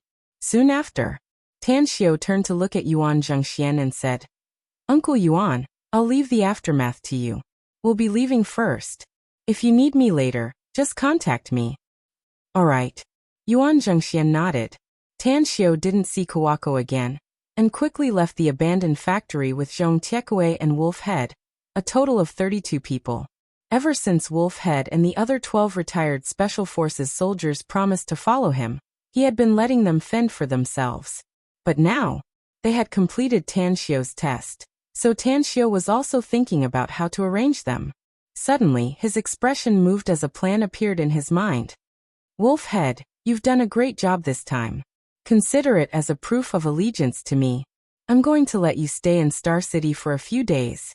After I've dealt with the matters here, I'll take you to the private island I bought in the Pacific Ocean. You'll stay there later, said Tan Xiu slowly. The 12 wolf headmen exchanged glances and nodded. Tan Xiu then looked at Zhong Tiekue and smilingly said, "You've done a great job tonight. You've shown me your abilities. This matter is over, so you can go back now." Understood. 4 o'clock in the evening. Tan Xiu returned to Southgate Town and rushed back to Star City overnight. He didn't tell his mother about this matter, so he decided not to return to Qinghe County for the time being. The matters there were almost solved, so he had to deal with the matters in Star City first, and then rush to Jingmen Island. From there he would go to the private island he bought. On the second floor of the villa, Tan Xiu gently pushed the door of Gu Yin's room, and nodded with satisfaction after seeing her sleeping soundly inside. After coming to his room, Tan Xiu pushed the door and entered, turning on the light. Ugh! Tan Xiu's expression froze and a dull look appeared in his eyes. On his bed, a woman with an excellent figure was lying on the bed, wearing only her underwear. The woman's sleeping posture was very beautiful, and the outline of her delicate body was full of temptation. Despite having a strong self-control, Tan Xiu couldn't help but let his imagination run wild at this moment. There are so many guest rooms downstairs, yet Kong Xia is sleeping in her own room. This woman, isn't she afraid that I'll suddenly come back and execute her on the spot? Tan Xiu shook his head. Just as he was about to turn off the light and go to the guest room to rest, Kong Xia on the bed suddenly moved and opened her eyes. Who's there? Kong Xia's vigilance was good. She suddenly pulled the blanket to cover her body, and then jumped up from the bed.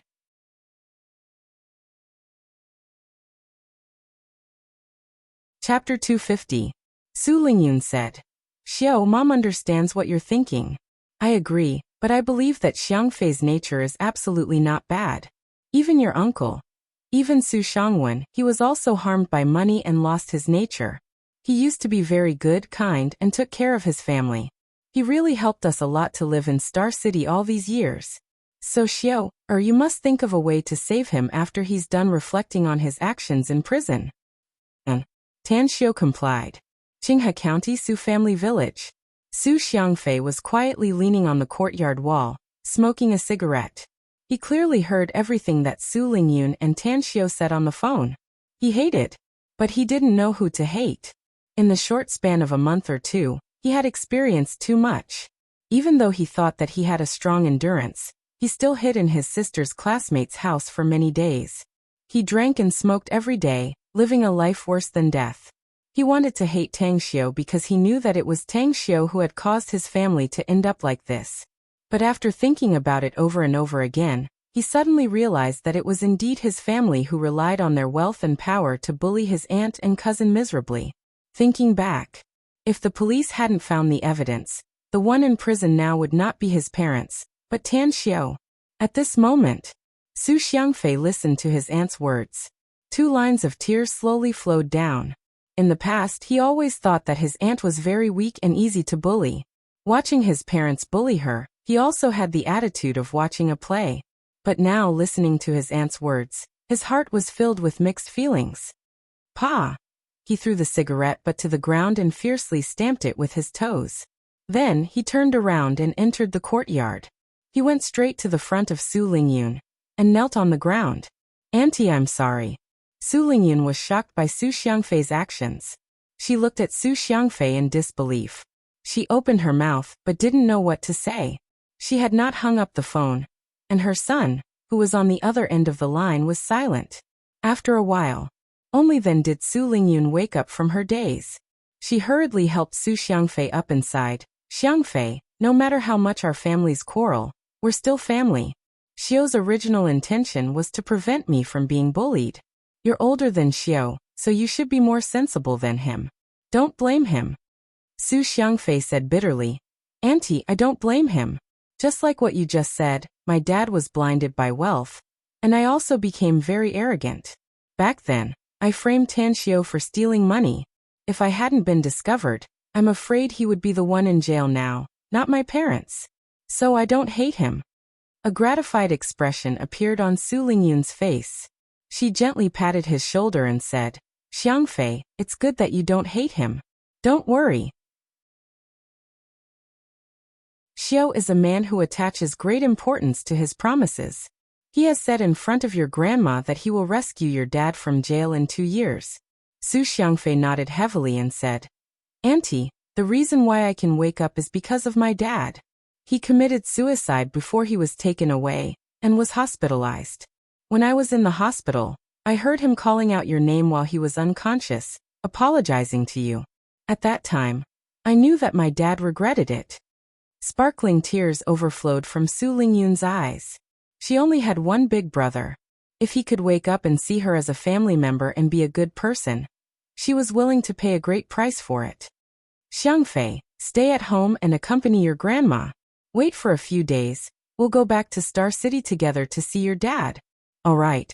Su Xiangfei nodded heavily. However, a trace of a smile appeared on his face as it quickly dissipated.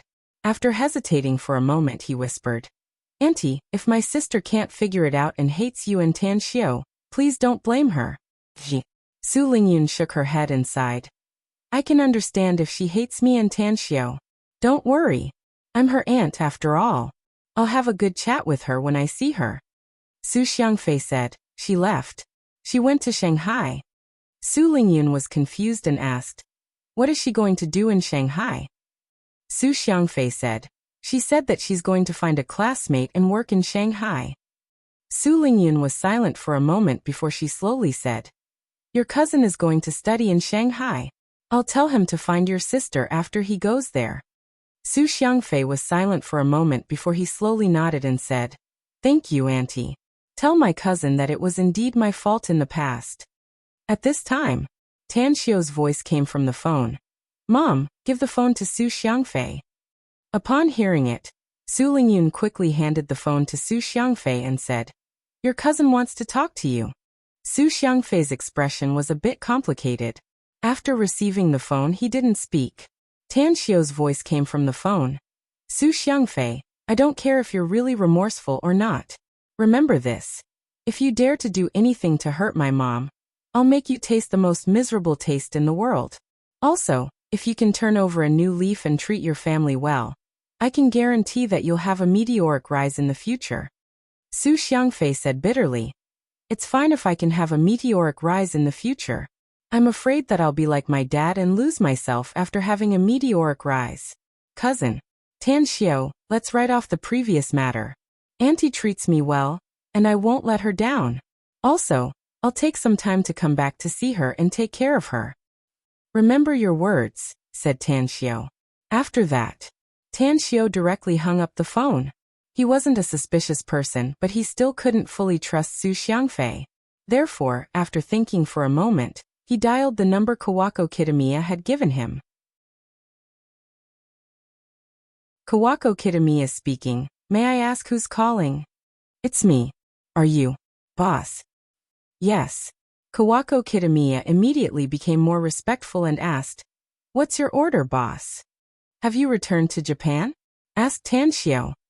Not yet. Kawako shook her head. Their injuries are very serious, and we're still somewhere in Star City. We'll go back in 2 days. Does the North Star One Blade School have any female ninjas? Asked Tan Xiao. I want one that's loyal to you, Kawako confidently said. My 4 attendants are undergoing brutal training in the North Star One Blade School. Therefore, I didn't bring them out this time. Also, I'll use the soul controlling spell to control them after I go back, so that they'll be more loyal in the future. Do they speak Chinese? Asked Tan Xiao. Yes. They're proficient in Japanese, Chinese, English, French, and German, said Kawako respectfully. In that case, use the soul controlling spell to control them and send 2 of them to Star City, said Tan Xiao. They'll protect my mother's safety in secret. I'll send you my mother's information later. Understood. Kawako Kitamiya respectfully replied. Tan Xiao hung up the phone and edited his mother's information, and then sent it to Kawako Kitamiya. Afterward, he put on his clothes, washed up, and went to the hall on the first floor. A faint aroma of food came from the dining room. You're awake? It's time for lunch. Kong Xia came out of the kitchen with 2 dishes. Upon seeing Tan Xiao, a sweet smile immediately appeared on her face. Tan Xiao looked at Kong Xia and found that her walking posture was a bit awkward. In an instant he understood the reason. However, he couldn't help but sigh at the creator's miraculous power. Kang Xia was so tired before that she didn't even have the strength to move her fingers. But now, she was 100 times more spirited. Even her ruddy complexion seemed to be more beautiful and charming than before. Yuan Chuling is right. In this world, there are only cows that die from exhaustion, but there's no such thing as a field that goes bad from plowing. Tan Xiu secretly sighed inwardly as he walked toward the dining room with a smile. Master. Gu Yin, who was sitting at the dining table, immediately looked happy upon seeing Tan Xiu's arrival. Tan Xiu touched her small head and said with a smile, "Let's eat.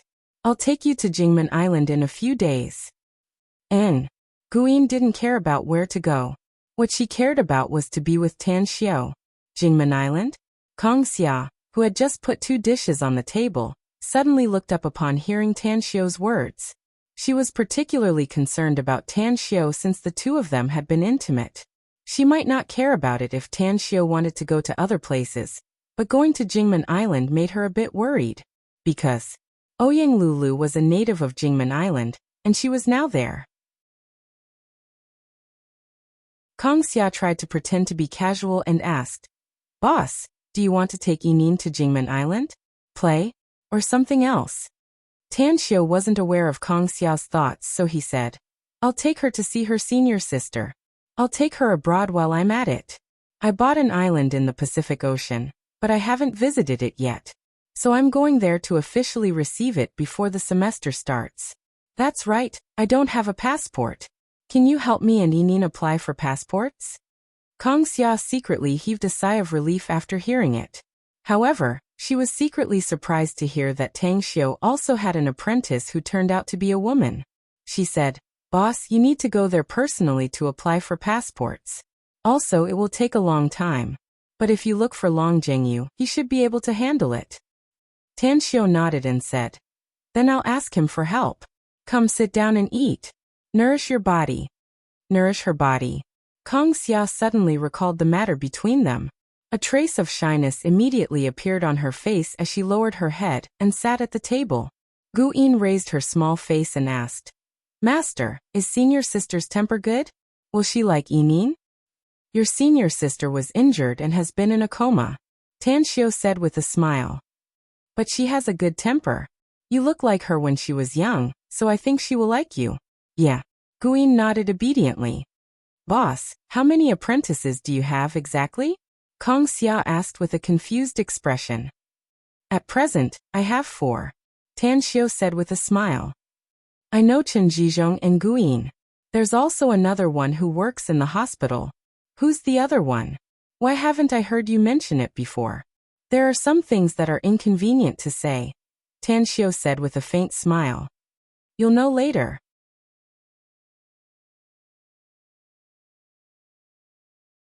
Chapter 251. After lunch. After that, Kang Xia hurriedly left Southgate Town. The magnificent Tang Corporation was in its initial stage, and there were many things that she needed to handle personally. Even when Tan Xiu asked her to rest for a day, she refused. Tan Xiu left the villa and found that his Land Rover SUV had been sent over, and was parked on the side of the road outside. After returning to the villa and taking the car key, Tan Xiu then drove to the Star City Chinese Medical Hospital. The villagers came to Star City to see a doctor. Although he had called to arrange it, he still had to visit them. After all, those people had watched him grow up. Star City Chinese Medical Hospital. Tan Xiu parked the car in the parking lot and walked to the inpatient department. On the way, he called Dai Xinyue and asked for the ward number of the 5 injured villagers. Director's office. Li Hongji was reading some documents. Recently, he had been in pain and happiness. The pain was that the hospital was too small, and there were too few doctors. There were too few rooms in the inpatient department, but there were too many patients. He was happy because the Star City Chinese Medical Hospital was now famous, and even those famous big hospitals in the country were contacting him. If only Tan Xiu could stay in Star City Chinese Medical Hospital forever. Sigh. If he's willing to stay, I'm willing to give him the position of dean. After Li Hongji finished reading the documents, he shook his head with a bitter smile and sighed. Ring, ring, ring, his phone rang, causing him to raise his brows. He grabbed the phone and his eyes lit up when he saw the caller ID. After picking up the call, he said in an extremely amiable tone, "Xinyue, why did you call me? Did your master come to our Star City Chinese Medical Hospital?" "Yes. Master went to the inpatient department to visit his fellow villagers." Dai Xinyue's voice came from the phone. Li Hongji's face lit up and he immediately said, "I asked you to report the news that he came to the hospital. Did you tell him?" "I did," Dai Xinyue said. The smile on Li Hongji's face widened. Since Dai Xinyue didn't tell him not to go to Tanxiu, it meant that Tanxiu wouldn't mind if he went there. Thinking of this, he immediately said something to Dai Xinyue, hung up the phone, and rushed out of the dean's office. In the ward of the inpatient department, Su Jianda leaned on the sickbed and ate the apple his daughter had peeled. At the same time, he proudly said to the patient who had just been admitted, "I know who the divine doctor you're talking about is. I'm not afraid to tell you that not only do I know who he is, I even know where his house is." The patient in the next bed was an old man with a head full of white hair. His son and daughter were beside the bed. Hearing Su Jianda's words, the old man's daughter quickly asked, "Do you know his family? Is this for real?" It was said that the divine doctor came and went without a trace, and the time he came to Star City Chinese Medical Hospital to give medical services was not fixed. My dad asked the director of the hospital, but even he didn't know when divine Dr. Tang would come to see patients again. Su Jianda said with a smile, "I can see that you know the dean, which means you're not ordinary people. Do you know why we're in this ward? It was because Tan Xiu had spoken to the leaders of the hospital. Furthermore, I watched him grow up. That child is sensible and smart. I'm not surprised that he could become a divine doctor. Haha. Uncle Jianda, I'll be embarrassed if you praise me like this." A voice came from outside the ward, and immediately, Tan Xiu's figure appeared at the door. Upon seeing Tan Xiu, Su Jianda and the other villagers of the Su family village immediately looked pleasantly surprised. Su Jianda struggled to get up, but was stopped by Tan Xiu. "Uncle Jianda, you're injured, so don't get up. We're family, so you don't need to be polite with me. How are you? How's your injury?" Tan Xiu asked with a smile. Su Jianda said excitedly, "I'm recovering very well. The doctors said that I only need to stay here for 10 days to half a month before I can be discharged." "Tan Xiu, it's really you. Didn't you go back to Qinghe County? How come you're back in Star City?" Tan Xiu said with a smile, "The matter at home has been dealt with, and the murderer who injured you has bowed his head and admitted his mistake, as well as paid the compensation. Therefore, that matter was considered to be over. I have something to do, so I came back to Star City." Shortly after, Tan Xiu then greeted the other villagers in the room. Although he was now rich and powerful, and was also known as a divine doctor in this hospital, he didn't become arrogant, and his attitude was as modest as ever.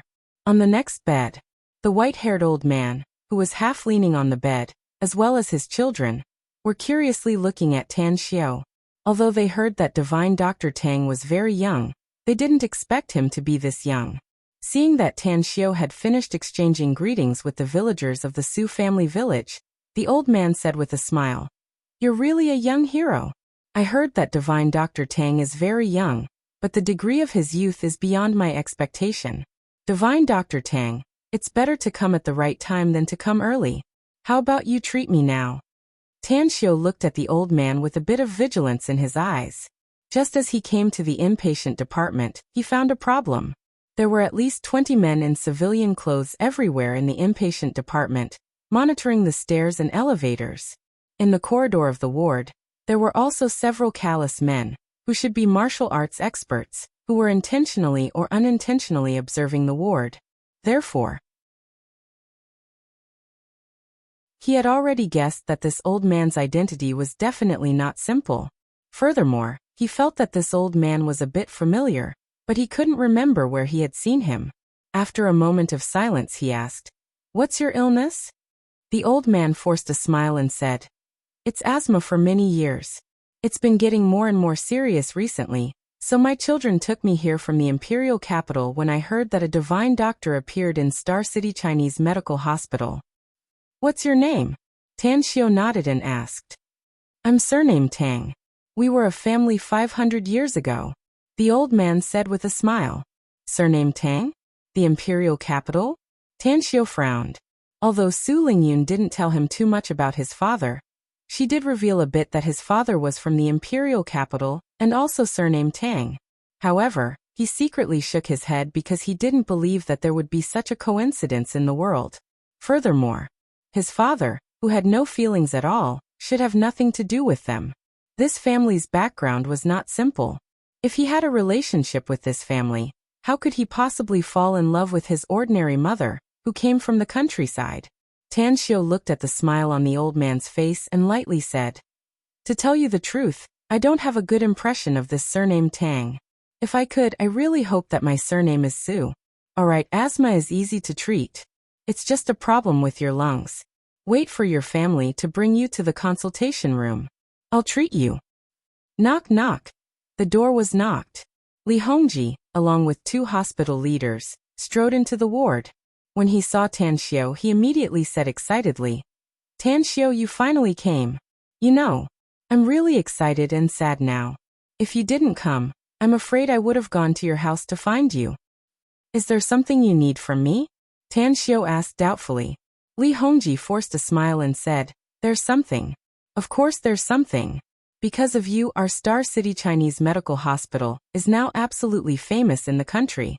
Many of the patients with difficult and complicated diseases you've cured have been sent to other places in the country. Many outstanding doctors from large hospitals couldn't cure them. Therefore, you're now the most dazzling star in the medical field. Didn't you notice it when you came up? The inpatient department's ward has been full of patients from all over the country. Even the corridors on each floor are temporarily filled with beds.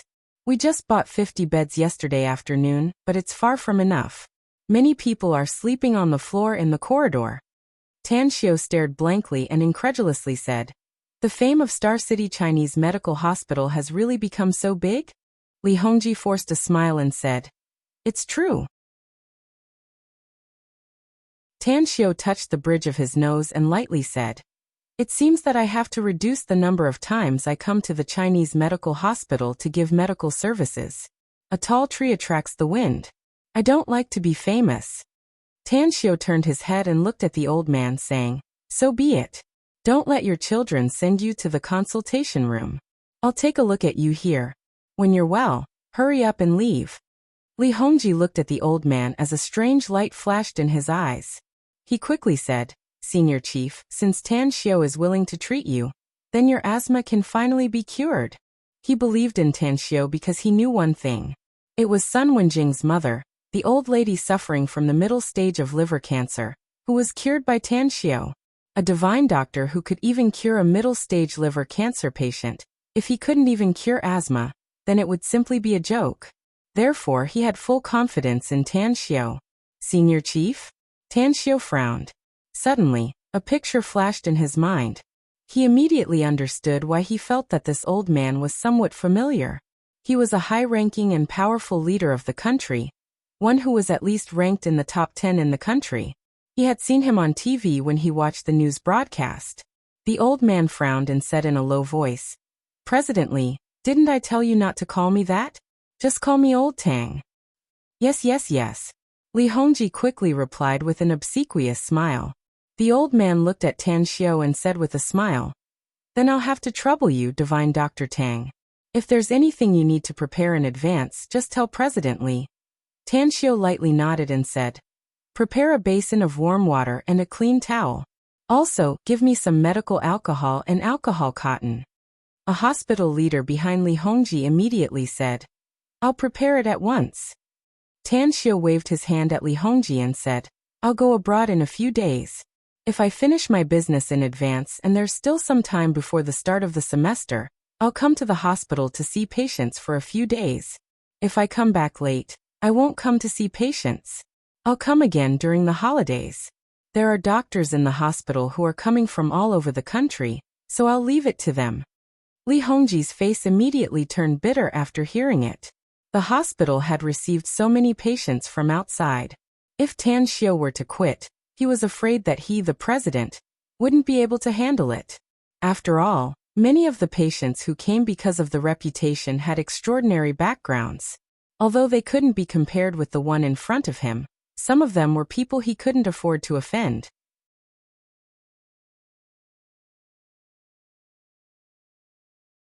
Chapter 252.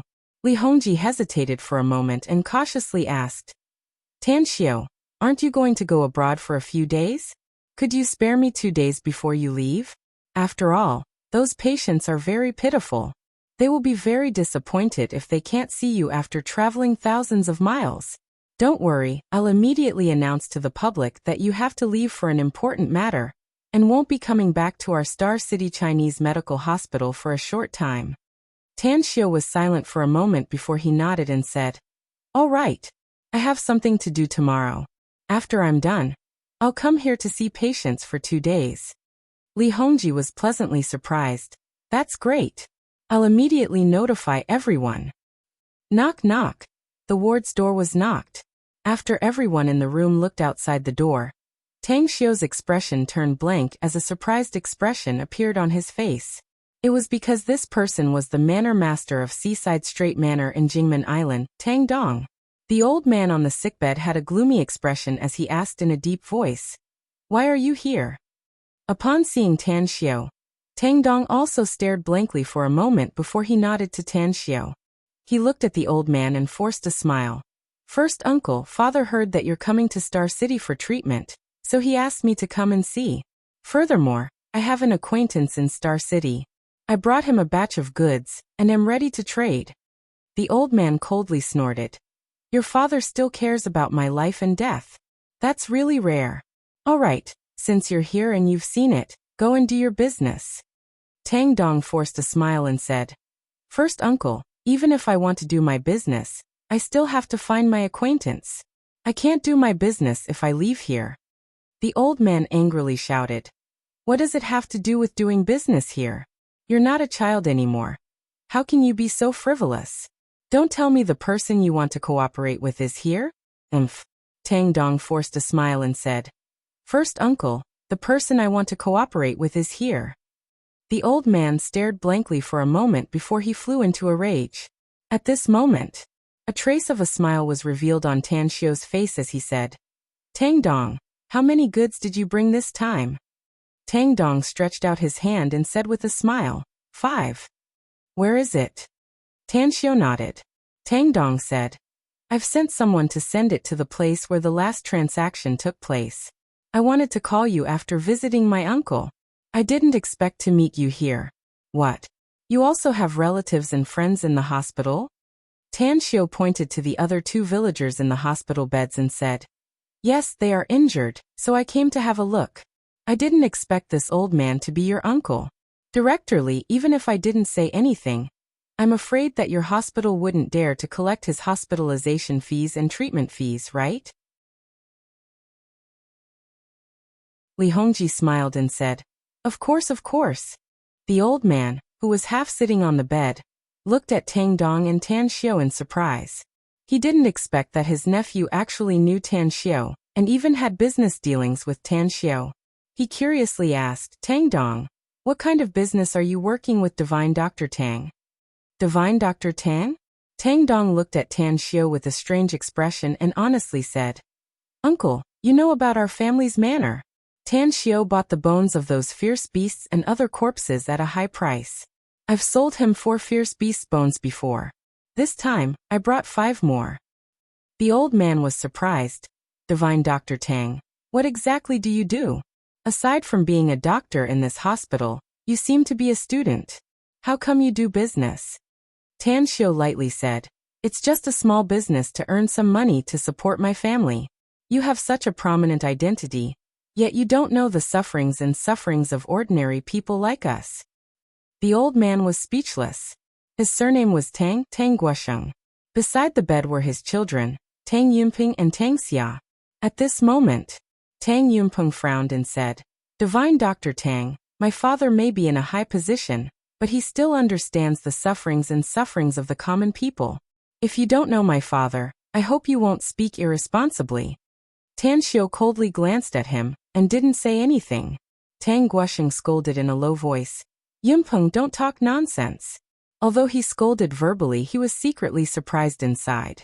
It was because he knew that Tan Xiao had guessed his identity, yet he didn't have the slightest fear toward him.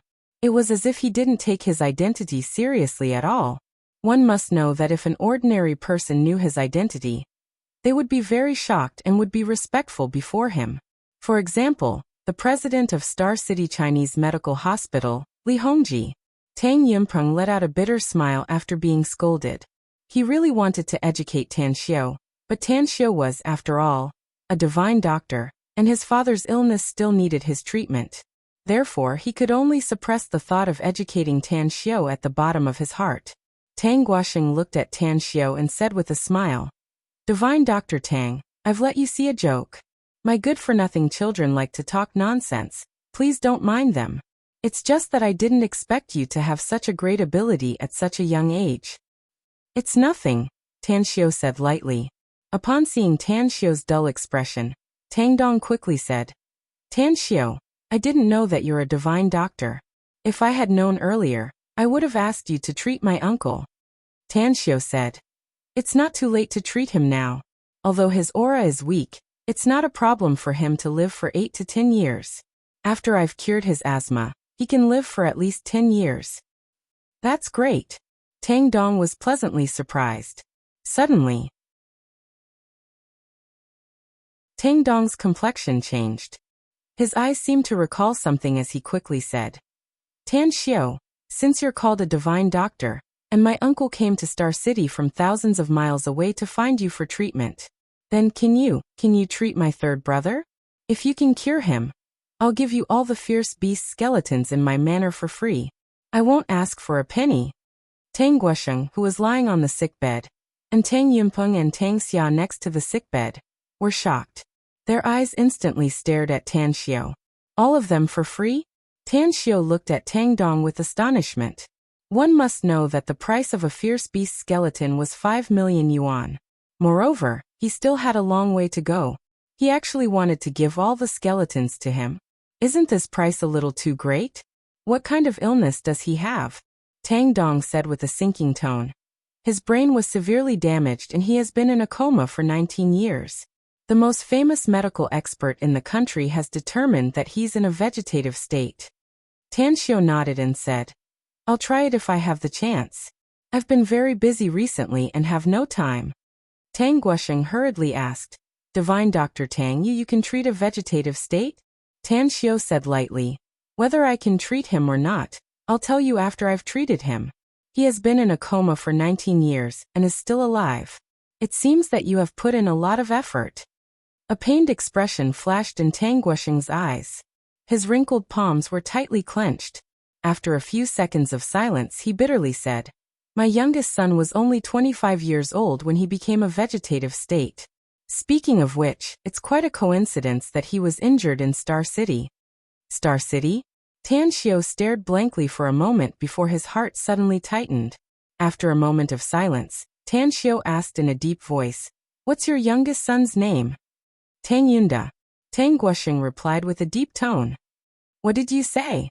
Tan Xiao's complexion greatly changed as disbelief burst out from his eyes. Tang Yunda? This familiar and unfamiliar name had been firmly engraved in his mind for 20 years. He had hated the owner of this name countless times in the past 20 years. Tang Guosheng looked at Tan Xiao with an astonished expression and said, "Divine Dr. Tang, why are you?" Tan Xiao stared at Tang Guosheng with a cold glint in his eyes as he asked word by word. "Tang Guosheng? Living in seclusion in Star City 19 years ago? 25 years old? Someone from the imperial capital? Used to be a soldier? How did you know?" Tang Guosheng was surprised. Tan Xiao's complexion turned more unsightly. Suddenly, he turned to look at Li Hongji and shouted, "Scram! Get the hell out of Star City Chinese Medical Hospital. Get the hell out of Star City. I won't treat him even if he dies." "What?" Li Hongji was stunned. He was dumbfounded as he looked at the furious Tan Xiao. Tan Xiao's eyes were like that of a vicious wolf. His cold eyes swept over Tang Guosheng, Tang Yunpeng, Tang Xia and Tang Dong. He then turned around and strode outside the room. He ran all the way to the stairs before he stopped. His back leaned against the wall as he gasped for breath. Tang Yunda. He used to hate the owner of this name. He thought that he had grown up and no longer hated him. He even thought that he no longer had any connection with him. But when he suddenly heard his name and saw his father and siblings, the hatred that had been buried in his heart for many years erupted once again. He hated, not for himself, but for his mother, who had raised him all alone. With trembling hands, Tan Xiao took out a cigarette from his pocket. After lighting it up, he took 2 deep puffs and slowly calmed down the anger in his heart. In the ward, the Tang family members were startled by Tan Xiao's reaction. They didn't understand why Tan Xiao suddenly showed such a strong hatred toward them. Tan Xiao's eyes made them think that he saw an unforgettable enemy. What's going on? Tang Guosheng's lips squirmed a few times as he stared at the door in a daze. Suddenly he seemed to realize something. His eyes immediately widened as disbelief burst out from his eyes. He then shouted, "Quickly catch up with him. Find him and bring him back." Tang Yunpeng sobered up from his daze and asked with a confused expression, "Dad, what's going on?" Tang Guosheng didn't seem to hear his son's question. In his mind, he repeatedly recalled the phone call his youngest son made before he became a vegetable. "Dad, you're going to be a grandfather. Little Yin is pregnant. It's been more than 3 months. Could it be?" Tang Guosheng's old body slightly trembled. He knew that he had a grandson or granddaughter that he had never seen before. 19 years ago, he had sent a large number of people to look for his youngest son's daughter-in-law. He didn't even let him see her before they got married. But he only knew that his youngest son's daughter-in-law was called Little Yun. Therefore, the result of the investigation was naturally not found. He fantasized that his youngest son would wake up one day and learn about his youngest son's daughter-in-law and grandson or granddaughter from his mouth. Unfortunately, he was disappointed. Today's first chapter is presented to you. I'm weekly asking for a guaranteed monthly support. You're tuning in to the Li Mei's Wuxia Whispers YouTube channel. We're so grateful for your support, and don't forget to subscribe to join us on this incredible journey through captivating stories. Your generosity through donations truly makes a world of difference, as it's the primary source of revenue that allows me to expand and enhance this channel for you. Thank you from the bottom of my heart for being a part of this adventure.